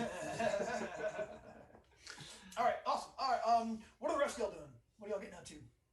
So the robot is Bruce. You have incapacitated it, or it is okay. Yeah, let's. I think we should examine it. I'd like to assemble around Bruce and ask what you discovered there. This little thing. I don't just guts, wires. But did you see that up there? Oh no, I hadn't yet, so I'll look up and examine the sky squares. To see those things, you actually have to walk to the edge okay. of Okay. Well, yeah, I'll point up so that way he knows they're there. Right. No, you show us. You do it. You also see at the same time, like here's what happens. Okay, so you can see that like as you guys walk out there and look, you see that there is another thing you have not seen before, but it is a tiny, is a flying object. It is kind of ovoid. It is kind of hovering there in the air, exactly the way that an object is not supposed to do. And as you guys go out there and are looking at you see Bruce and the rest of you pointing at the square, like from there. Like you see yourselves seeing yourselves on this thing, like, wow, look at that. Can I flap up and take a closer look at it? Yeah, you absolutely can. In a moment that is definitely going to freak out the people watching at home, Baltimore flies up there. You can kind of do it's more like a wing-assisted jump, but you go up there and take a look. In design, it looks similar to those small things that are running around the dead guy out there. You know, it's clearly metal. When you get up that close, you hear it has that sort of low pitch going on, like the one metal thing did. Yeah, you sort of flap up to it, and yeah, you get a good look at it, and it definitely it's like you're like in the camera, and you all see Baltimore's face like Raven Eye, up there in that big square in the sky, and then you come back down again. You can only glide, so you can kind of jump up there and take a look. But can I make an intelligence roll to see if I can figure out that this is some sort of like scrying sphere? You don't even, you can figure it. You can see it seeing you, so it's clearly doing something along those lines, and you saw it as you flew up towards it. You can see yourself getting closer, so clearly it is somehow, magically, seeing you, and that's going up there, and, How about weapons? Do you guys want to grab? I have a bow. I looted one from one of these naked apes. Do you guys want to equip yourselves with anything? I think Bruce, I think you're probably set with that smile. I guess you guys. Yeah, I guess I'm the only one who needs assistance here. So I'll grab some loose arrows. I got the 11 that were left from the one guy's quiver. But you can get a total of. They fired that one. It flew wild. You can get a total of 21 arrows. Okay. The quivers are purpose built, so they can only hold 12 each. So basically, you're carrying 2 quivers. And again, these arrows, like this bow is dynamite, and arrows are the same way. It's like, wow, these are crazy, So what else did I have? I pat them down while I'm doing this. So they each have one of those sort of like wide, flat knives that you saw. They have some kind of weird thing on their wrist. It's got kind of a similar aesthetic that the flying thing does. It's got like a smooth bit there, and it's a very easy to work half. You can see how it reaches around the wrist and sort of attaches to itself. They have their weird outfits. The one guy. Okay, so the one with the face paint, he has another thing on his person, like kind of tucked into one of his boots. You're not sure what it is, other than it is metal. It kind of has sort of like the aesthetic of a crossbow. It's got kind of like, you can see where it's got like the handle is made to like grip your fingers. It's got little scallop parts there for it and such. It's got a pointy bit. It's got a round bit. You don't know what that is, but it's a thing. I'm gonna take it to my friend Baltimore, and he seems to be rather intelligent. Can you assess anything interesting from this? Yeah. Hey man, you're using magic. All I'm used to doing is standing skinny like a tree and then leering out behind people and ripping their jugulars out. Okay. So you know a little bit more than me. Okay, I'm gonna look at it. Is there anything to like squeeze on this thing? Give me an intelligence like the check. trigger, like the trigger of a crossbow? Kind of is. Yeah, there kind of is. Give me an intelligence check to figure all this out. And, you can add +1 to your roll there. 17. Yeah, you definitely think this is some kind of a weapon, and you can see where it's it's got like a trigger like a crossbow does, and you can definitely tell the part you're supposed to hold and the part you're supposed to point at somebody. Okay, So, I'm gonna try something. It's like just making sure I'm not aiming at any of them. I'm gonna see if this is some sort of like a magic lightning thrower. Sure, let's see some magic lightning. You point that sort of away from everybody. Yeah. And man, there is a horrendous noise, like thunder. Wow! Like huge big one and such. And like it kind of like zings off. And at this point, the square is sort of like turning around. So you see some of the other guys, and you see some of the other people that it's picturing, the other hunters, we'll call them, like ducking, having no idea where it's coming from. But like they clearly have reacted to the sound. There's extra faces that were not the people that we have encountered so far. Sorry. I think it's some sort of a lightning thing. Yeah. Lightning thrower. Give me that back. You can't use that. Just slap his hands and take it out of him. 3 hands. Ha! Actually, yeah, does anyone want this? I have my weapon of choice. Does anyone want a magic noise cannon? Yeah. You can keep it, Baltimore, if you'd like it, please. Yeah, because I have. Yeah, use it. I don't have much please. of anything. Yeah, take it with those little weird bird hands. Yeah, basically. The wrist ornaments that they're wearing, are they removable? Yes. Okay, cool. I'd like to take one off, and I don't want to. Why not? The driver lady stole it, right? I'll clamp it on my wrist and see if it. My presumption, but I'm probably reading into this too much. So if I look at it, is there any type of display on it, or is it simply a metal bracelet of some sort? Give me an intelligence check as you mess about with it. I got a 3. Ooh. 3. It's Okay, very so pretty. you're like, oh, it must do it, and then you like mash your finger through it, and you are going to take 1 point of damage as you are cut by it, and it's clearly smashed. It's gone. Okay. Good job. Cool. Well, I'll throw it on the ground and suggest we move on, but I'll let you guys lead. All right. Didn't I see somebody? Did I see the guy Matt? No. Yeah, you saw. No, you did not see the drunk guy when he did that thing he did. Yeah, so I wouldn't have any idea that it was anything other than decoration. Yeah. I saw the drunk guy was yelling into it, it seemed. He was yelling at it? He was yelling at it. When I was trying to kick him in the head, when he dropped his beer, or his beverage, he started screaming at his wrist. So Like he was trying to talk to someone? Like an invisible, like a spirit inside the... maybe it's an intelligent bracer. I don't know. Do we have any extras of it? The other There's that guy over there. Yeah, his Spencer bit. No, so I took out the guy with the camo. There face are paint. there are 2 dead guys. You can take one of these off of the And I other broke dead it. guy, and yeah, you see this one is identical to the first one, except not destroyed. Okay, I'm going to go ahead and put it on. You put it on, no problem. Okay, so there's like an oval that is made of Square. glass, Yeah. kind of, and some buttons. Yeah. Well, first I'm going to tap on the big oval to see if that activates anything. All right. When you do that, for a moment, you can actually see it's like looking through a window, and you see a tiny little version of a person in there who, at first, is like bored, like nabba nabba, ah! And then sees like you, and it's like, and then presses some buttons and such, and suddenly, remember where before you had those displays that appeared over your heads, right? Uh-huh. All all four of you, suddenly those things appear back, but now they're making a noise too, and they're blinking. And the noise, the numbers, the symbols clearly have changed from where they were before.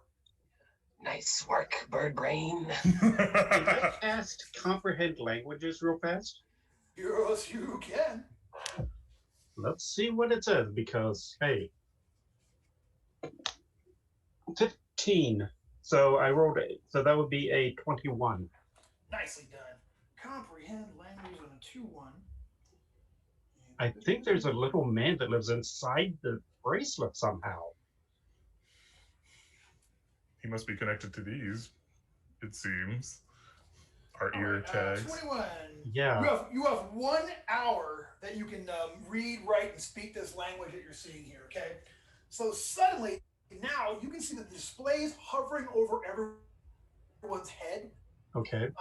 That each one of them now say, it says dangerous levels of intelligence, 2 million credits. I'm going to repeat that to them. I don't know what a credit is. I'm not quite sure what a million is, but it sounds like we're some sort of a bounty. Huh? Are you still wearing your bright orange vest, friend? Yeah. Good point. Okay, I want to something else too. So you can still see where you can still see where those squares are flying up ahead, kind of like turning around and such. Okay. And you can see that like all of a sudden everyone is reacting to that, and like you can tell people are starting to sort of triangulate on your position and they're starting to head your direction. Okay. Guys, I think we're targets of somehow. Yeah. So here's some questions. Oh, sorry. Go ahead, please. Like I think we're being hunted somehow. Like the one guy was drunk. I think this is like an entertainment of some sort for some people. I think I read a scroll about this. What's that? You read a scroll about this? Yeah. Sounds like a most dangerous game you propose. So, which direction shall we head? Yeah. Shall we follow the river? Or is there an up? Yeah, is there an up? I guess elevation-wise, yeah. Yeah. So okay. You guys, and I know you looked at the tags. You look to see what would happen if you like. It looked like you would hurt, or like I'm almost wondering if these are tracking things, and if no matter what we do, if they're going to be following us. Yeah, I'm feeling similarly. Yeah, I think we need to. You want to try to take one off? I think so. Yeah. Okay. Well, but I'm curious. I'm worried. Okay, I try not to use my outside brain. I mean, I'm pretty durable. I'll be like, we'll try it on me. You know what? His Spencer has these arrows. Those are clearly sharp. Yeah. So we could use the broadheads of these arrows to try and cut through as cleanly as possible. Just cut up one of our ears to the thing and have it just kind of fall off. I totally got you. Yeah, no problem. Yeah. So like remove it surgically. Like, yes. Sure. So I will say, go ahead and give me an agility check for that there. Operate, and let's see how you do. All right. Come on, Freddy. It's your call. Are you the going to be the cutter, or are you? I do not have great agility. I have 10 agility. Anybody? I'm okay, and I have deft hands from taking things from people. Yeah. Here, I'll use, since I have the arrows. I'll walk one out, or take one out and walk over to Bruce. So you ready, Bruce? Yeah. Okay. All right. So agility. Let's see. We got. I got 18. I'll burn a luck, and I'm gonna try to.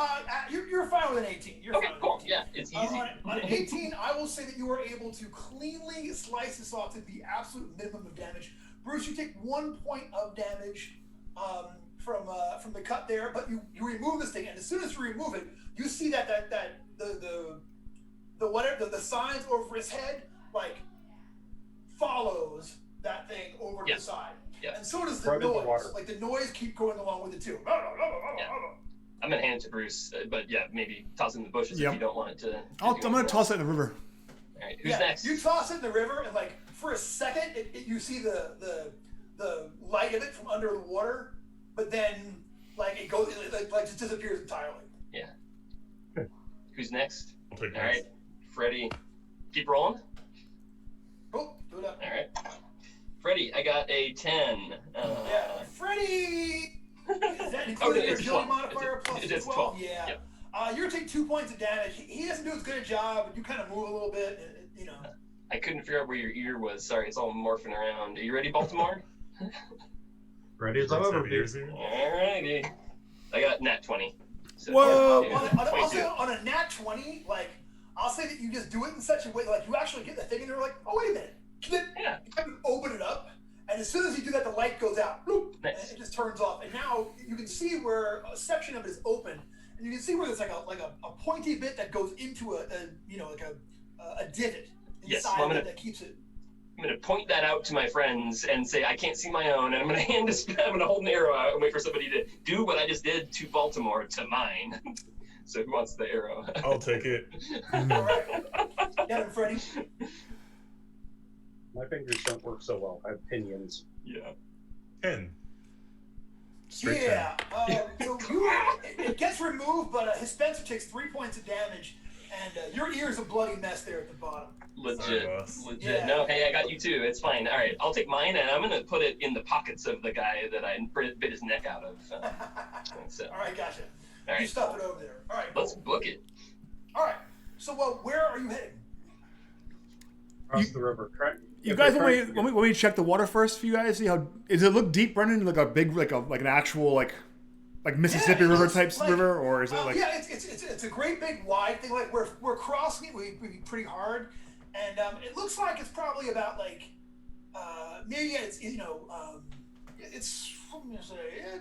Maybe it goes as deep as like 10 feet in some spots. All right, so not too bad. No. I mean, I'll jump in first and check it out. All right.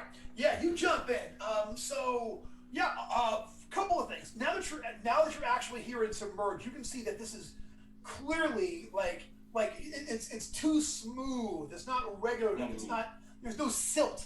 It doesn't seem right to you. Also, it's fresh water, which is always a thing. But like this, you believe this is somehow artificial. Like it was actually made by man rather than be an actual thing in nature.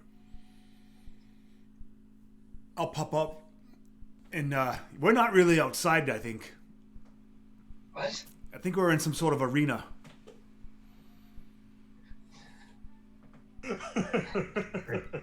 The water's too clean. Yeah. Yeah. It felt Well, good though. It was. That would explain. That would explain why everything seems to be so precisely made.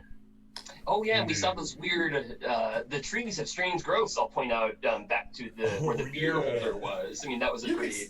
They all have good one of those. tone. Every tree Okay. here has got a place to put a drink. Yeah. All right. Cool. Yeah, this is not normal. This is not normal. I think we should move locations to avoid impending trackers on the way to sniff us out. So, how's that river look, Bruce? Why don't we go into the river or the stream, whatever, try to follow it down, because the water has to go somewhere. Mm-hmm. And that if they're using any sort of like dogs to track our scents, that would help throw off their ability to track us. Mm-hmm. Unless, I agree. Brendan, is there anything visible above the canopy that might direct us? That's the only question. Other than that, yes, that's a totally good plan. I'd like to see if there's anything like are there any towers? Yeah. Let's call it the river. Just look at the river. The one side is the waterfall.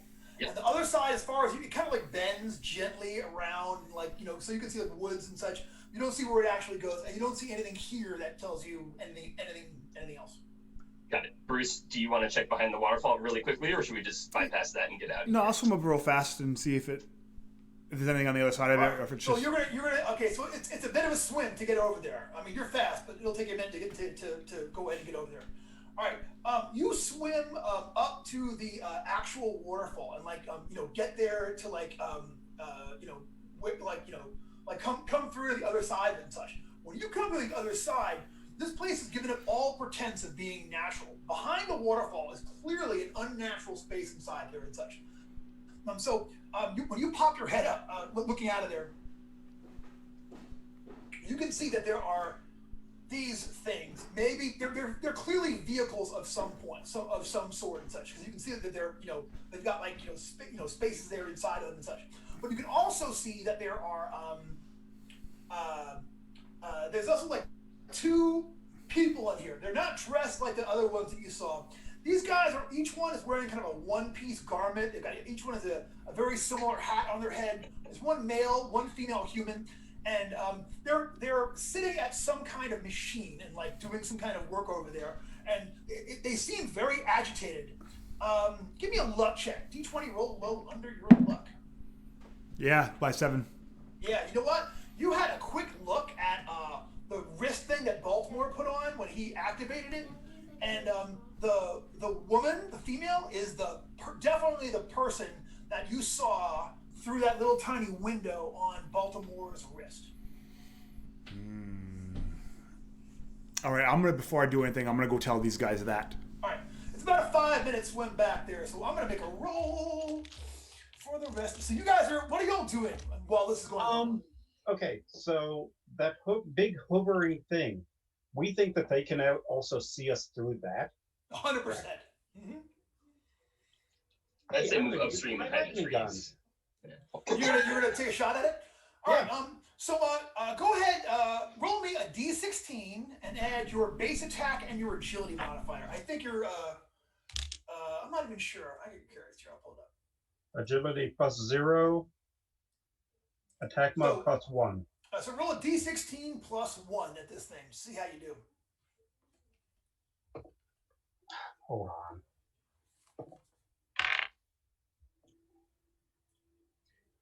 How about a 19? Yeah, so you know what, like, once you get a hold of it, he's like, yeah. And like, this thing just explodes in the air. And suddenly one of the squares up in the thing just goes completely black for a minute. And then like, it's got this weird, like, call it a stylized illustration of a man clearly frustrated with a piece of machinery and some words. And it says, technical difficulties, please stand by. He's got a wrench, I forgot Baltimore can actually read it. So that is what you see. Oh my god. I think I pissed someone off. It's I'm not sure what technical difficulties mean, but I don't think they liked what I just did. Gotcha. All right, so when Bruce, just as you were getting back to where the rest of the group is, okay, from the other side, you see the rest of y'all, like, you hear somebody yells. You look over across the river, which is about like maybe 60 feet wide. You know what I'm saying? You see that there are another group of those hunters. There are 3 of them. They've got their bows out, and they have one of those metal people sort of like floating behind them, and 3 of those little, we don't know, 4-legged, mechanical things that are all, again, bop, bop, bop, bop, bop, bop, bop, woof, woof, woof, woof, making noise. They see you over there, and they're just as Bruce is showing up, they are getting ready to limber their bows and start taking some pot shots at y'all from across the water. So let's go ahead and roll initiative. Looking at a 3, so. Oh well. Okay, Spencer got a 5. 19. 19 for Freddy. And And he sung to it. Yeah. I love it. What did you get for Bruce? 15. 15. No musical accompaniment. Oh, that was just natural, not in character. And Baltimore, what'd you get? I got a 10. 10 for the Baltimore. All right. So you guys are on the banks of the river waiting for Bruce to come back up. These guys are, the river's about 60 feet, so say that they're about like 90 feet away from your location as they come out of the woods on their side. Freddy, it is your go first. You can see these, like I said, there's 3 of them, plus one of those metal things, plus 3 of those little metal, what the hook calls it, that are running around.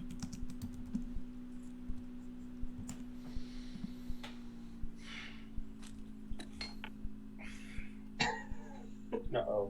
got no range attack. I will hide behind the tree. You've got spells. I'm not sure what spells you have, but I know you've got spells. They're ridiculous. I mean, like, the only offensive one I have is, like, Flaming Hands, and I don't think that's going to reach 90 feet. You know the range, yeah. You know the range. Yeah. So, other than that, it's, like, Food of the Gods, Spirit Healing. Do they... Well, Spirit Healing is actually, like, your heal spell. That'll actually put points of damage on people back on the board. And your other one, like, Commune with Nature, you can actually talk to the spirits of nature and ask them questions. Okay, cool. Just throw it out there. So I'm sorry, I fogged out for just half a second. They're on the other side of the river? Yeah, so the river's about 60 feet wide. They're about 80 feet away from where your position is. But there's lots of grass along the side, the length of the river? It's like a golf course. Yeah, it's, you know. Never mind. Okay. No, I mean, like, it's like a carpet of grass. It's like... I mean, so the grass is like, yay. Once you're outside of the woods, yeah, it's not, you know, it's not like... It's very manicured, let's put it that way. Everything here is manicured, you know. Okay. Are you just going to hold action, Freddy, or are you going to do anything? I'm just going to hold. Move on. You're going to hold action. Gotcha. All right, Bruce, coming up out of the water, you see these guys on the far side getting ready to fire arrows across at everybody on their side. All right, so I'll pop up to these guys real quick and be like, the other side of the waterfall, I think it's a way out. But I'm gonna dive under the water and I guess make a double move swimming towards the guys. I'm trying to be under the water. I have perfect, you know, I can breathe underwater and stuff, so they can't. I want to see if that stops them from shooting at me, and then swim towards them. Gosh. All right. Yeah. All right. So you start. You double move, and you'll be at the far side of this thing. And next round, you could be like in range to do something. It is Baltimore. Your turn. Okay. I don't know how many more shots this thing has, but I'm just going to kind of aim. You know, I'm going to aim. You know, not so much to actually like necessarily hit any of them, but kind of like make them kind of like, you know, like dive for cover. Yeah. So what would that be? Since I'm not specifically aiming at one of them. Why don't you give me a personality check? You're going to try to scare them off with a warning shot. What'd you get? Yeah. 11. Barely made it. Yeah. I mean, they're certainly taking it seriously, but they're not going to have to force morale check on 11. So they're all, but like, suddenly they're like, and the one yells, one of the other ones, no, remember, he can understand. I can still hear them. Oh, that's right. Yeah, the guy says, that one's got a gun. It's not, where the hell did he get a gun? You're not supposed to be allowed to have guns here so that this kind of crap doesn't happen. So, like, this thing's called a gun.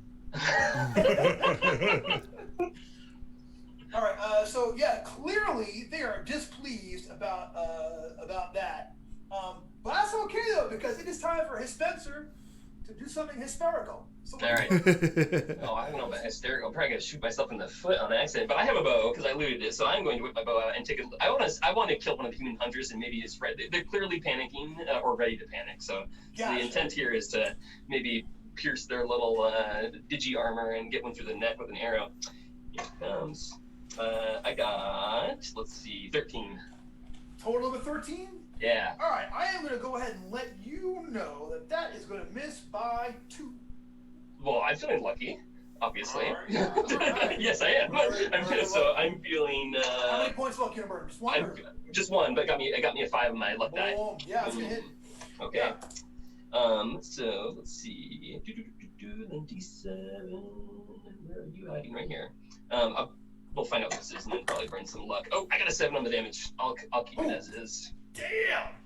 All right, so that guy is still up, but like you put a perfect shot center of mass in the one fellow, and like he was the one that was getting yelled at, and like now they're all like, they're taking the situation very differently at this point. Yeah, I'll do my best Tuscan Raider. From across the river.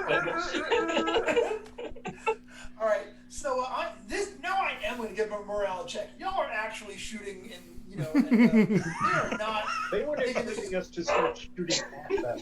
Imagine going dare hunting and the deer starts blasting back at you. Yeah, it's not pleased, and like again, yeah. So this, so the three of them are going to run away. They literally just run back to the tree line. So the one grabs the shot one, kind of grabs him around the shoulder and is helping him limp along there. They are going to run back to the tree line. I will say there is one action.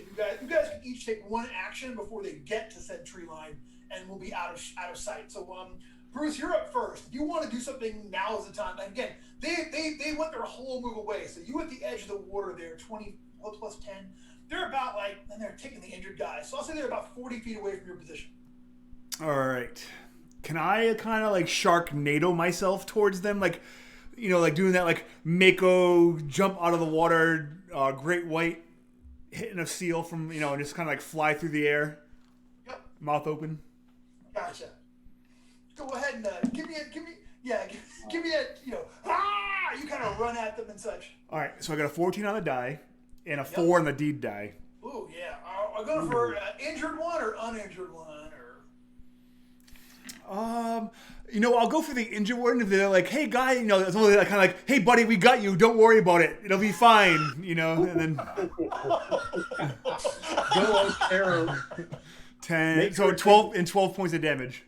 All right, yeah, so they're taking him out of there as such. You get him from behind and all of a sudden, just take his leg off. And, he's like, oh! And then he falls over and, the other two look and, they are freaking out. But they are going to fire on you because, you know what I mean? You're right there. And they better do some damn thing. Once again, all of those little things start running a circle around the wounded one and making their noise. This was a boating accident. Yeah. Actually, and and you can actually hear from across the way, very faintly, Baltimore, you can hear they're actually in imagine someone making a dog voice for them, and they're saying, dangerous injury, dangerous injury, dangerous injury.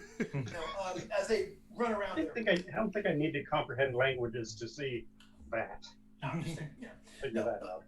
Not for real. So, Freddie Kai Mercury, you can be next. If you have one action before they were going to run out in the tree line. Now they're about to shoot Bruce. So. I'm just gonna laugh. I'm just gonna sit there, just laugh. Just gonna have a laugh at him. Gotcha. So then, it'll be. I'm going by the wrong initiative thing. Sorry, I went out of order there. But now it'll be his Spencer, and then now Baltimore, then his Spencer. I did it right. So Baltimore, it is your turn. You can go. Actually, I'm going to ignore them, and I'm going to try and shoot at one of those other big squares. Oh, up in the sky? Uh-huh. All right, go ahead and take a shot. See how you do.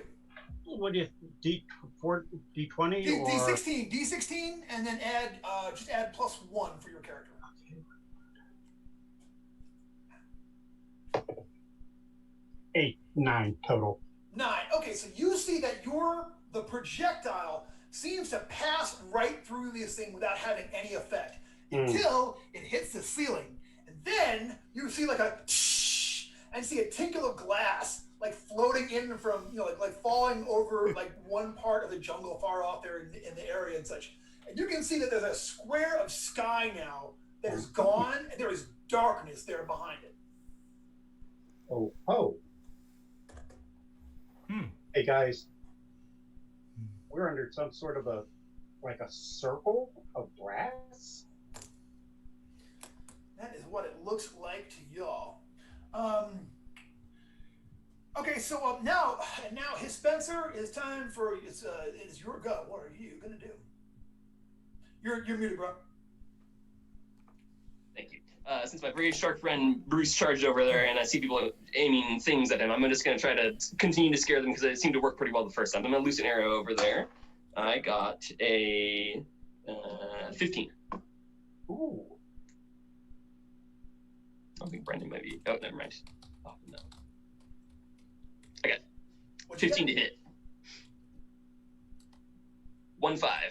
15. 15. I'm getting your internet connection is unstable. Yeah. Just every once in a while you stutter, but that's not too bad. All right.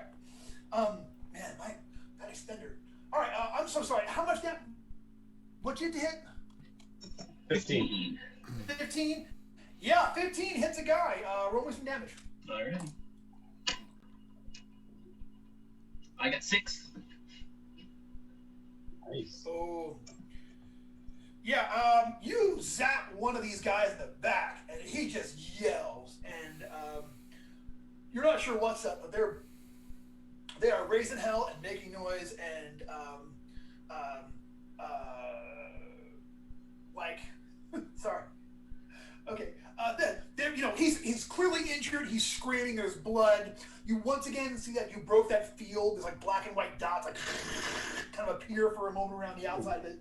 But you definitely hurt this guy. And from where you are, Bruce, yeah, this guy took a clean shot in the back, and he is in need of some healing at this point. He's in bad shape. It is their turn. That one is going to run for it because he is hurt. The other one is going to take a shot at Bruce point blank with his bow there. He's going to hit a 19. Ooh. And you are going to take 5 points of damage. I think Bruce froze up for a second. Did you hear that, Tim? 5 points of damage, yeah. Yeah. And then for his move action, he is going to run into the woods there, abandoning his injured friend and all pretense of this being a thing that gentlemen do. He's going to leg it out of there. We can't escape it, Brendan. Whether it's BC or now it's Brad. Is it Brad? That's funny though. All right, yeah. So he runs into the tree line and is just skedaddling. Not wanting to have any more of this. So at this point,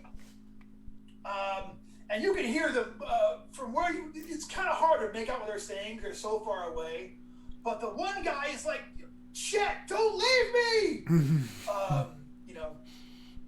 But he's limping out of there too. The wounded guy. So the two of them are running for it, and we are out of combat around it. Unless you're going to pursue him into the woods, Bruce, or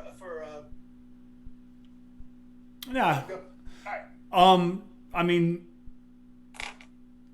I am a shark. Do I eat these things? I mean, at least here's the thing. So there's a real clear rule where you come from about eating sentience. Like, okay, it's tricky in the primal community because what's the difference between a cow guy and a cow? But there's a difference. We make it language and intelligence and uprightness. So it would be as weird as we saying, "Hey man, we killed that goblin. Let's eat him." You know what I mean? Okay. Wait, that's weird. It is in DCC because we don't have goblins. Yeah. Not usually. So I don't know what this thing is. Let's eat it. All right, cool. You never know when you see one of these again. They might taste delicious. How do they taste? Right? All right, I will abandon this dude, and I'm gonna go back into the river. Head back towards my kidnappees. Gotcha. All right, you are able to swim across the river and get to the far side in fairly short order. They have, like I said, you get over there to them, and that is what you hear. So yeah, and then now that we have a moment of where they're not attacking us, I will. I'll tell these guys in depth what I saw, but it looks like the person that was on the little image thing. It looks like there might be some vehicles in there, but I'm thinking that maybe there's a way out. Although I'm not sure. Yeah, I mean, other than that, I don't know where I am, where we are, but. How high up You're is muted. that? If you're talking, Spencer, you're muted. Again, I think up or down the river are two proposals, right? Let's go up the river. We found something. Huh? Go up the river. We found something. Yeah, Bruce agreed. found something. Yeah. Let's yeah. go. Yeah, And and if Bruce, not, it seems maybe like that's. those people know how to get us out of here. Yeah. We can take them hostage. All right, so you're gonna. Are you guys gonna make your way back to the waterfall? Yes, I'm gonna go chase that waterfall. Don't go chasing one. Stick to the rivers. All right, I'll change into a pony so we can speed our process of getting there, and I'll let Baltimore and his Spencer ride. We can, and I assume Bruce is as fast as you guys quickly make it there as quickly as you can and pass through that waterfall. So yeah, inside there are 2 vehicles. At this point, there are the 2 of them are in there, but it seems like when you come through that waterfall, like they are ready for you to be popping out of there. And they have an additional guy there. This guy, Bruce, give me a wheelhouse check. D20, add your intelligence modifier, add your character level. 19. Ooh. Yeah, you know what? This is the first truly dangerous person you've actually encountered this day. They've got a guy in there who's wearing some kind of body armor, along with the 2 technicians. It looks like they knew you were coming somehow, and they are ready to. It looks like they're ready to throw down. Yeah, they're ready to at least that one, and he has got a long 2-handed version of that little thing that Baltimore is carrying around. Mm. So, and has got it pointing it right at Mr. Shark, Mr. Shark over there, because he's not having it. So let's go ahead and give an initiative check. It is a 2 for the humans. That's terrible. Oh. 11. All right, 11 for Baltimore. 3. 3 for his Spencer. That's Freddy. Oh, sorry, 3 for Freddy. 17 for his Spencer. 17 for his Spencer. And who am I missing? I'm not Bruce. Yeah, 19. 19. You're up first, bro. Slow us down, Bruce. All right. Let me down. Is there when we pop up? Is there except for cover in here? Like you said, there's vehicles and things, right? Yeah, you could dive behind one of those vehicles and take cover behind one of them, no problem. I think I'm gonna do that if they look like they have projectile weapons. Yeah, at least the one does, yeah. Or if I can, you know what? Can I get to that one? Figuring Yes, that maybe if I get within melee, it might mess up his game. Yeah, it's a charge attack for you. You'll be +2 on your attack roll, but -2 on your armor class for next round. All right, you know what? I'm actually going to aim my bite at the weapon. Ooh. Oh. What? All right, let's see you do it. Destroy. Give me that. So I got a 14 and a 3 on the deed die. Total 17. Yeah, give me damage in that thing. 7, 10, 12. Yeah. You go over and he's like, and you're like, and just, and you could tell his courage just dropped down, he's looking very unhappy about this and such. And he yells, Baltimore, I'm going to say you've got 15 minutes of your language spell left. Okay. And he yells something along the lines, he yells get out of here, go, get help. And the other two jump out. We're all going to die. Can understand him, right? Say that again, I'm sorry? I'm the only one that can understand what he's saying, though. Yeah, it says you're the only one, yeah. He's yelling for them to retreat. All right, so it is his Spencer. Okay, so we're going under this waterfall. I want to emerge anywhere I can behind some cover and attempt to hide for right. my first turn. Give me a hide check. Yeah, alrighty. Yeah, I didn't realize I had a +9 on hide earlier. I still only got a 12, so I'm gonna burn 1. Look, I wanna make sure this isn't the bag there. We're gonna 15. Cool. Okay, I got a 14. Yeah, sure. 14, huh? Yeah, you think you're hidden. 3, 9 is 12, then +3, so 15 it is. Yeah, 15. There you go. You're good. All right. Yeah, you come up out of the water and kind of roll around to your right, and there's a little bitty place there where they can looks like maybe dock boats or something like that. You're kind of behind that, one step lower than everybody else on the ground. With just your eyes poking over the top there. You are hidden, and it is Baltimore. Your turn. You have come into the waterfall, and you have seen these. You said Bruce went over there and bit that one fellow's weapon in 2. I'm going to try and blast him with my gun. Same guy? All right. Go ahead and don't miss this one. D16 has your +1. D16? Yeah.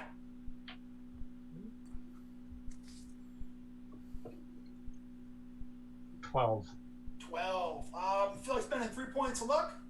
Sure, why not? All right, there you go. So, so go ahead and that's gonna do a die 10 damage.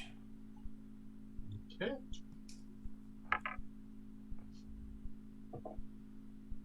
$10. Oh my god! So he goes. He's like, run, get out of here!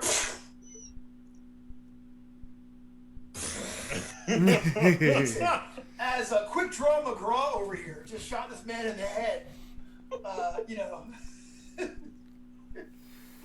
That's hideous. But I mean, that's worth 3 points of luck. And you see that one tech is like and she's like puts her hands up and actually says, "Please do not shoot us. Please, please, please, do not shoot us." Is it discernible to the rest of us as well, or is that in? No, only Baltimore. I mean, you can get the gist. They're They're surrendering. And I think that's kind of the universal symbol for I give up. Yeah, and it's actually Freddy's turn though, so Freddy can go first. So maybe.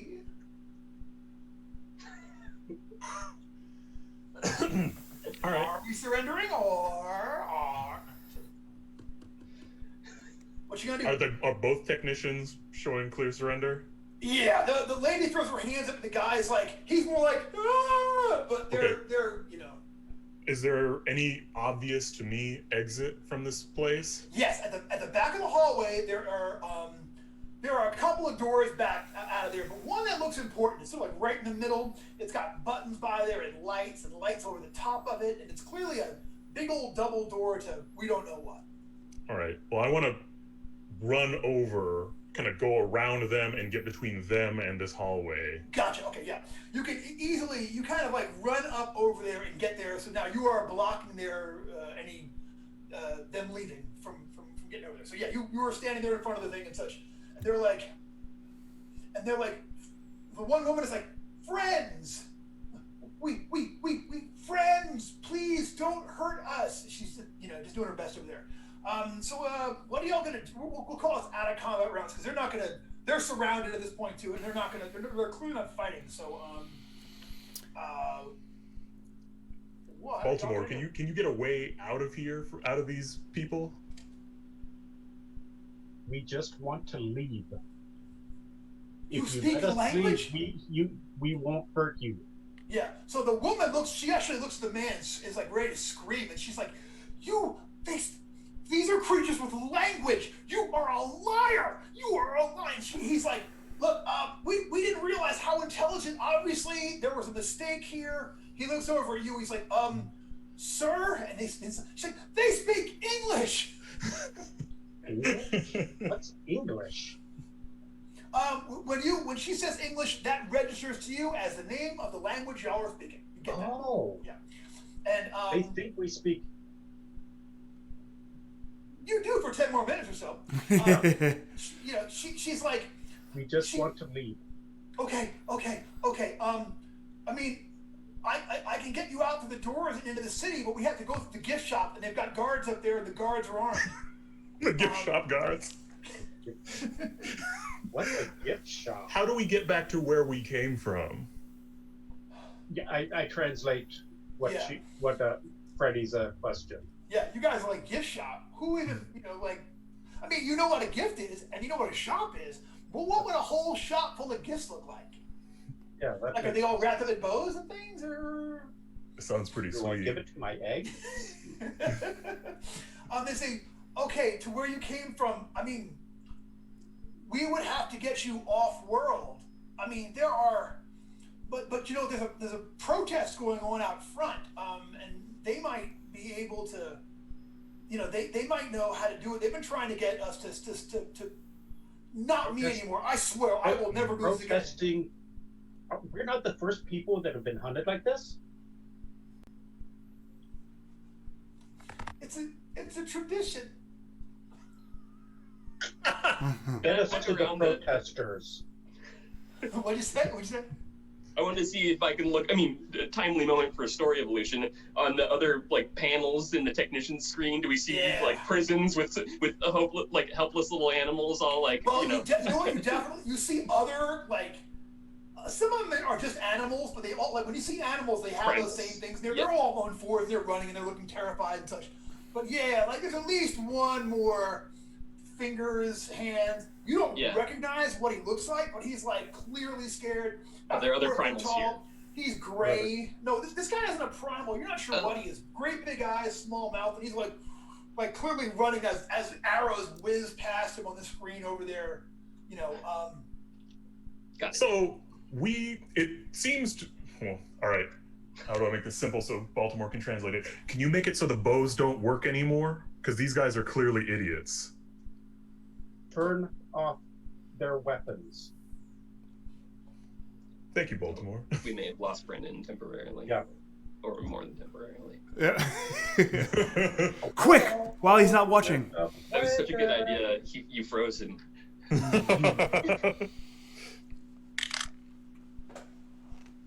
While we're in this interlude, Brad has volunteered to sing us a tune. Me? Yeah. You haven't heard my singing voice. Stephen King has heard my singing voice. Oh, wow. That's what inspired him to become a horror writer, Yeah. okay? Oh, man. Let me sing you about a song about Carrie. Well, we can strategize. I have no idea what. Yeah, we lost him. Yeah, Oh. yeah. Oh, crap. So Could be a we problem either. that whole area has been having connect. Yeah, because isn't there like a hurricane down that way, right? Yeah. Yeah. So they got us here somehow. Yeah. So maybe there's a way to get us back the same way. And so the question is, how do we get home, right? Yeah. Or do we trust these protesters to try and do it? Yeah, these humans seem to be very, very far away from our societies. It's the high-level campaign here. We get elected into office and we change this world so that they respect. Yeah. Then we form our own city. That's the And domain then we start level. hiring some foxes and bunnies to be the police force. You know, and then we get Shakira to come in and do a single for it. I'm going to tell you right now, though, I think I want to be a shark in every game I play now. Yeah. You're messing it up, man. This is great. Boy, that's going to make for the darkest campaign of Toon ever. Oops, don't want to do that. Nothing more scary than an already retreating party being chased by a shark that bursts out of the water and then devours one of their fleeing. Bites the dude's leg off. Yeah. I'm so sad that I didn't get to kick that guy to death. You're back on a horse. So I think ask them. Number one, we ask them the question, how do we get home? As simple as we can phrase that. I don't know. Is that your motivation? I guess we're all still in this post-drug delirium or whatever. My character is lawful, so he kind of wants to shut this down. Oh, okay. This This is a very evil thing that these people are doing. Hold on, I Yeah. got Brendan on the line. Okay. Hello? You are now the DM. Did we win? Oh.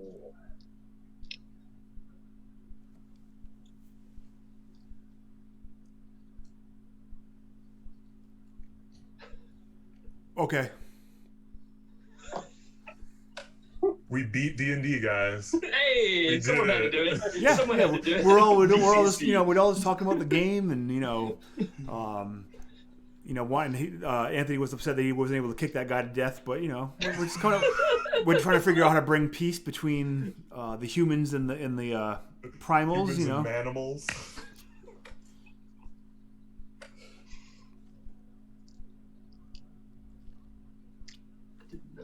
Tim had I'm sending guessing as this a real episode player. Yep, okay, cool. Therapy is essentially done.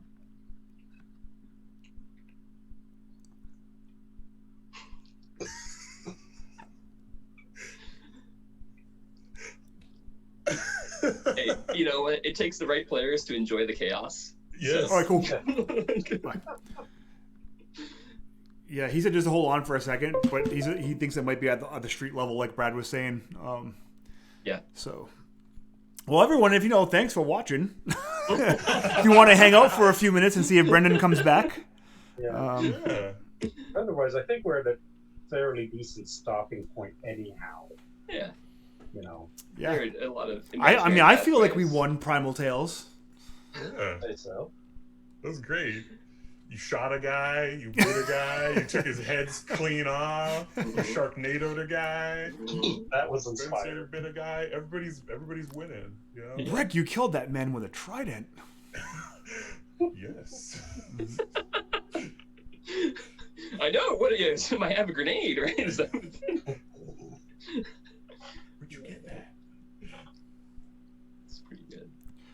Yeah, So where are you go. guys from anyhow? So what? Where are you guys from anyhow? Oh, I'm from Seattle. Seattle? Nice. Originally Seattle, lived down in Portland, so we're both West Coasties. Oh, okay. Yeah. I'm in Ohio. Yeah. Oh, my dad's from Ohio. Okay.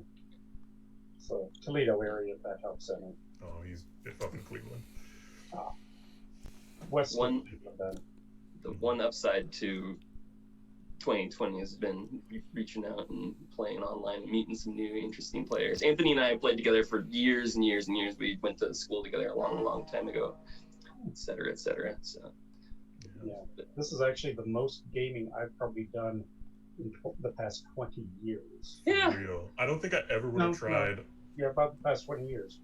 I don't think I ever would have tried online game like Zoom, you know, Discord or anything gaming if not for this, and I'm so glad I have. Mhm. Yeah. Yeah, I mean, that's the one thing with COVID is like it seems like it forced me to like learn this stuff, Mhm. Yeah. right? Because I haven't Yeah. done an in-person game now since God knows since before all the lockdowns and stuff. Yeah. Still inside 2020, but like March or like February, like yeah, it's been quite a bit. Still haven't done a ton of Roll20. Luckily, DCC is so theater than mind friendly, and everyone's so fantastic at it that like Mhm. you don't need all that. That was the big impetus that I didn't want to get into the mechanical jazz of all that like tracking stats and Roll20 jazz.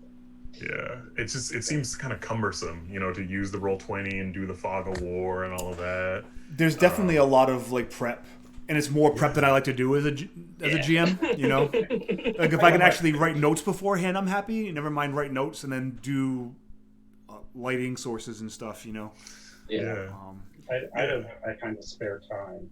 Nah. And so often, what you plan is not what happens. You know, your characters are going to take it and run with it. I mean, that's what Chase and, you know, my group has been doing with my game. I was like, go this way, go this way. They're like, I'm going to go this way. I'm going to go towards the Elder God. That's definitely the way I want to go. It's awesome. You I can't believe you tried guys haven't died yet. You guys I've rolled so well for you guys. Sarah got ice vision now. Yeah. We're playing what's called Operation Unfathomable. Anthony's running Oh, that that's so awesome. for Yeah. us. Yeah. So that's been that's been a hoot. Yeah. Yeah, with Is it some Jason sort of a superhero Schultes. game, I take it? What's that? Some sort of a superhero game, I take it? No, it's very okay. Anthony can give it a good description, but it's definitely fantasy, mega dungeon underground. Yeah. Oh, But like Yeah, really it's weird and like gonzo-y and Super Yeah. gonzo. It's pretty It's heavy. ostensibly written for what is it? Labyrinth of the and Swords. Wizardry. Yeah. But it's so easy to do as DCC. It hasn't been difficult at all Yeah. to run it. And honestly, luckily for my poor players, they have not tried to engage in combat. Everything, it's totally unbalanced. It's right where you want if you love DCC. yeah. And it's all random. It's all tables. It's like, oh, you go dig in these mushrooms. Oh, what happens? Roll a d12. Oh, you're great. Or oh, you're dead. Yeah. You're insta killed. You know, you become a mushroom. yeah. Seriously, you become a mushroom. Someone has a mushroom nervous system now. Yeah. Oh, great. I'll go check my notes. Yes. Yeah, and I really like Jason Schultes' art too. It's really like it matches the setting very well. Much like DCC, I mean, the art made me want to get the book. You know, Come on. like Yeah. Oh, come that's on. great. Yeah, cute. This is from Brad's. Brad's got deep history with intentionally grossing out viewers of drawings, right? Wow. Oh, Yeah. I once had the editor of an old magazine called Shadus, the alt-right entertainment group people. The editor actually called me up and yelled at me. Realize this is a family magazine, Brad. Family theater. Don't tell me to do illustrations for Penangalan and expect it to not come out gross. Oops. Yeah. I spent the other day because I think I'm going to do a stream of Sailors in the Starless Sea, but using the VTT pack that Goodman just put out. And I was like, I'm going to try it in Foundry, so because I wanted to compare it to Roll20, and I spent probably close to 3 or 4 hours just getting it all prepped. And I did a little extra where, like, in Roll20, I might do the base, and you might be able to do this in Roll20. I'm not sure. I'm not as proficient, but in Foundry, you can do like lighting effects and animations on the map. So I spent some time doing that stuff. And like it'll be cool. And once it's done, it's done. And if I run Sailors a bunch of times, then then all the prep work's done. But if you're only going to do it once, it still seemed like kind of like I mean, you can still use the VTT stuff, but like otherwise, players are going to see the entire map. Yeah. Your return on investment for digital prep is very low. Yeah. But just because of the time commitment to get it in there. If you already had the library of materials, like put in the right resource boxes for, Honestly, I feel like you'd have an easier time just cutting a piece of paper and holding it over your map, taking a photo of it on your phone and posting it into the chat of whatever you're playing. That is... I mean, essentially, that's what I've done now. I've gone through... The map looks like this. Or like the Operation Unfathomable, I went through it and I took pictures of all the things you might run into. Like and now I have art? a little and so now I have a folder and it's all named. So when you guys run into stuff, I can just search for it and post it into the chat. Yeah. Yeah, I very rarely use actual tabletop stuff with my home crew stuff. When I play with Brendan on Sundays, I'm running Dolmenwood in DCC from the Wormskin zines. But I'm also now I imported Castle Zintalon into that. It's a really cool haunted castle mega dungeon. But I did it in a way where the first, after the funnel, those guys were gifted the deed, thinking that like this is a great thing, and they went there and they realized it's this rundown haunted castle. To this haunted castle. Yeah. So they're working their way through it, and the maps are awesome. And Rob Connolly did all the Roll20 assets for it. Oh, cool. So I throw that up on Roll20, and it's the unlabeled players version. So I don't even bother doing the lighting for it because it's just a blank outline of a map, except the secret doors are all still marked. So like. You can put that on a map and show it to players, and sometimes they'll just be like, "Meh," they won't even notice it. If you focus your description in what area. What's the name of that castle module that you're dropping in? Castle Zintalon is Oh, yeah, XY. yeah. Okay. It's is it Gabor or Gabor Lux? I'll take a look at that. That sounds fun. As we've now diverged into the post game DCC fireside chat. Basically.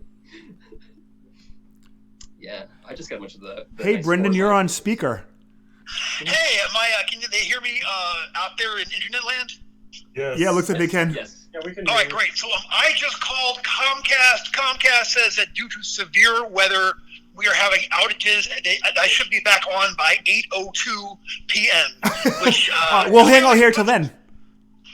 Yeah, just hang on. Just if everyone could just sit there and just wait. Remember whose turn it is to attack.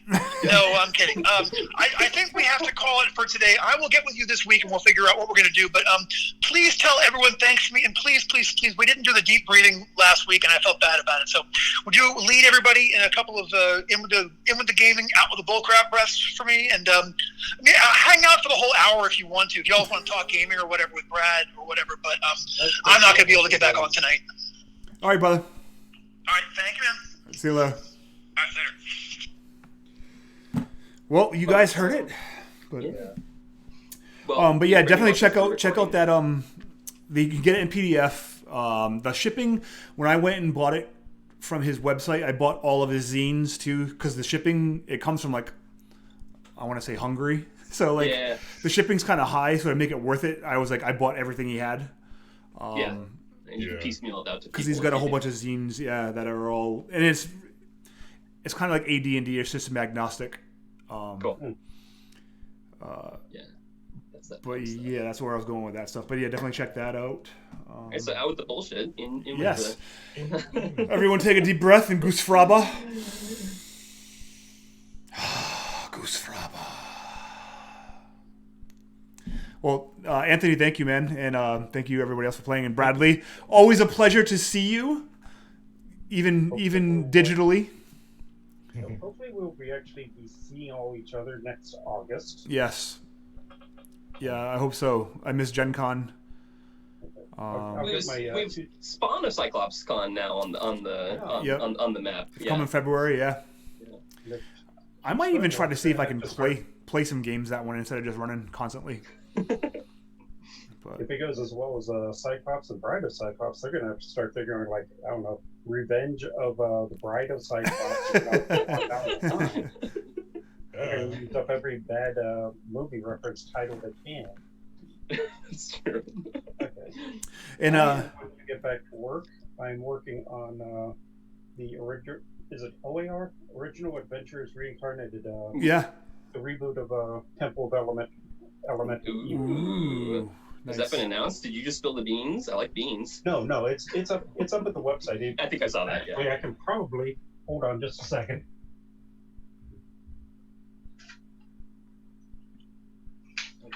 I like behind the scenes. I don't think I'll break any major laws by showing this. But this is the piece I finished 2 days ago. Nice. So. Oh, I love the subtle knife there in the corner. He's waiting to whip out. That's the power of the work order. I just draw what they tell me to draw. Julian Bernick wants you to just draw a sketch right now, Brad. He's like, just draw something. Hold on, just 1 second.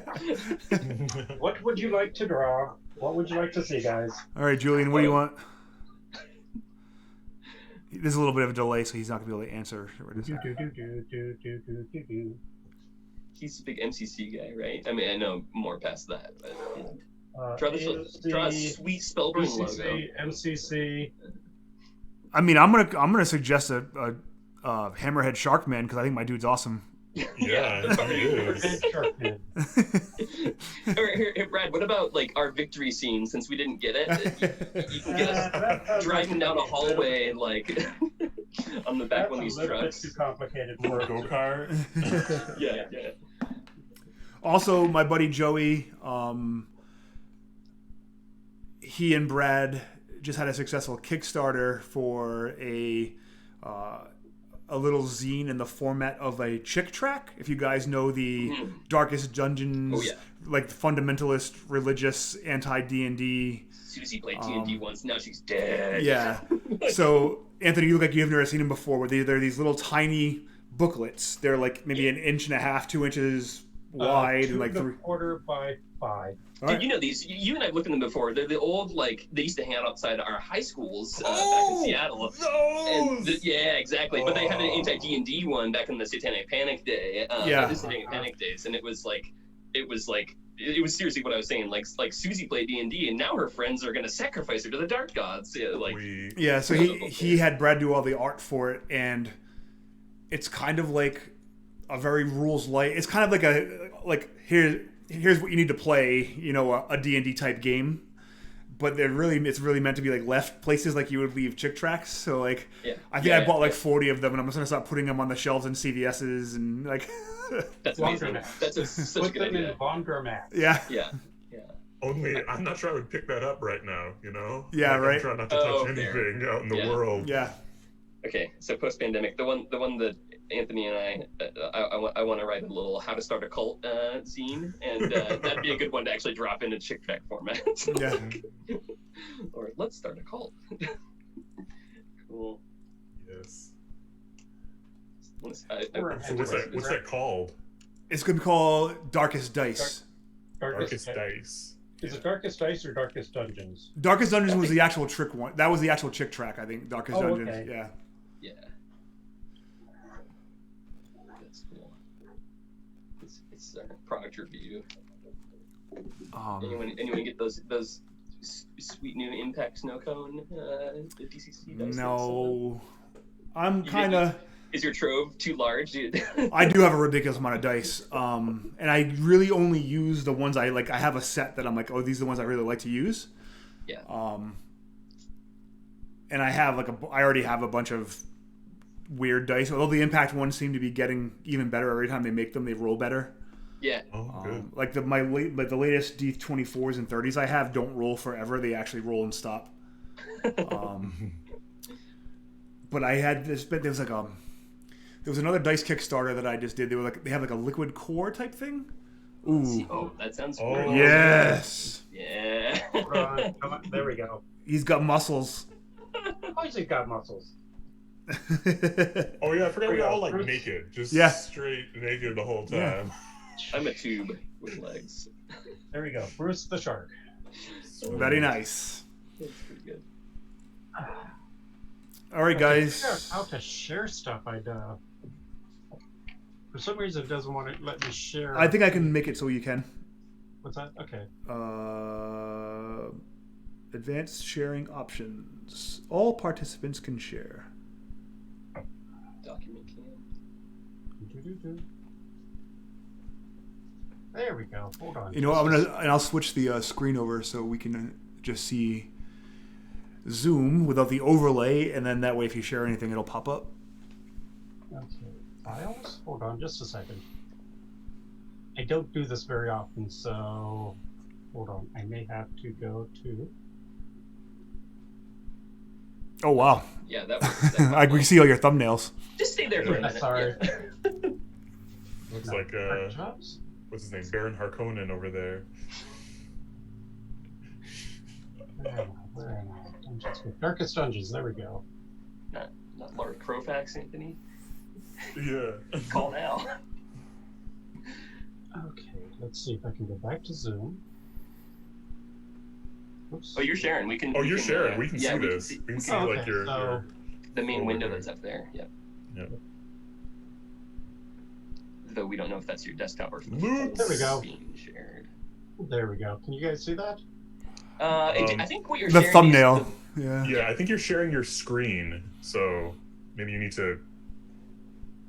no, I think he's sharing the browser folder as opposed to his screen. Oh, directly. yeah, If you're he's, so he's sharing the Windows folder, Darkest Dungeons. So when Yeah. you opened that, we can see it highlighted, but it didn't pop up. But it's cool. Yeah. Yeah. Fro and chain.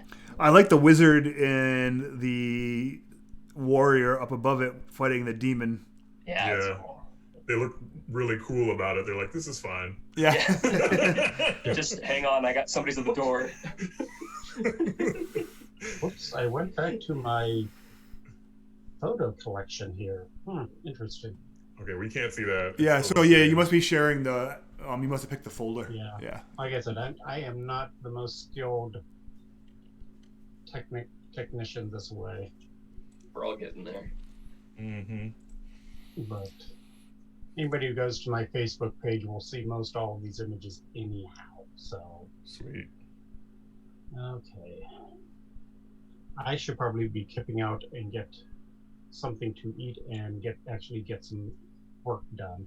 Yeah. So, it has been nice meeting you guys. Yeah, Good you as seeing well. Tim. Yeah, thank you.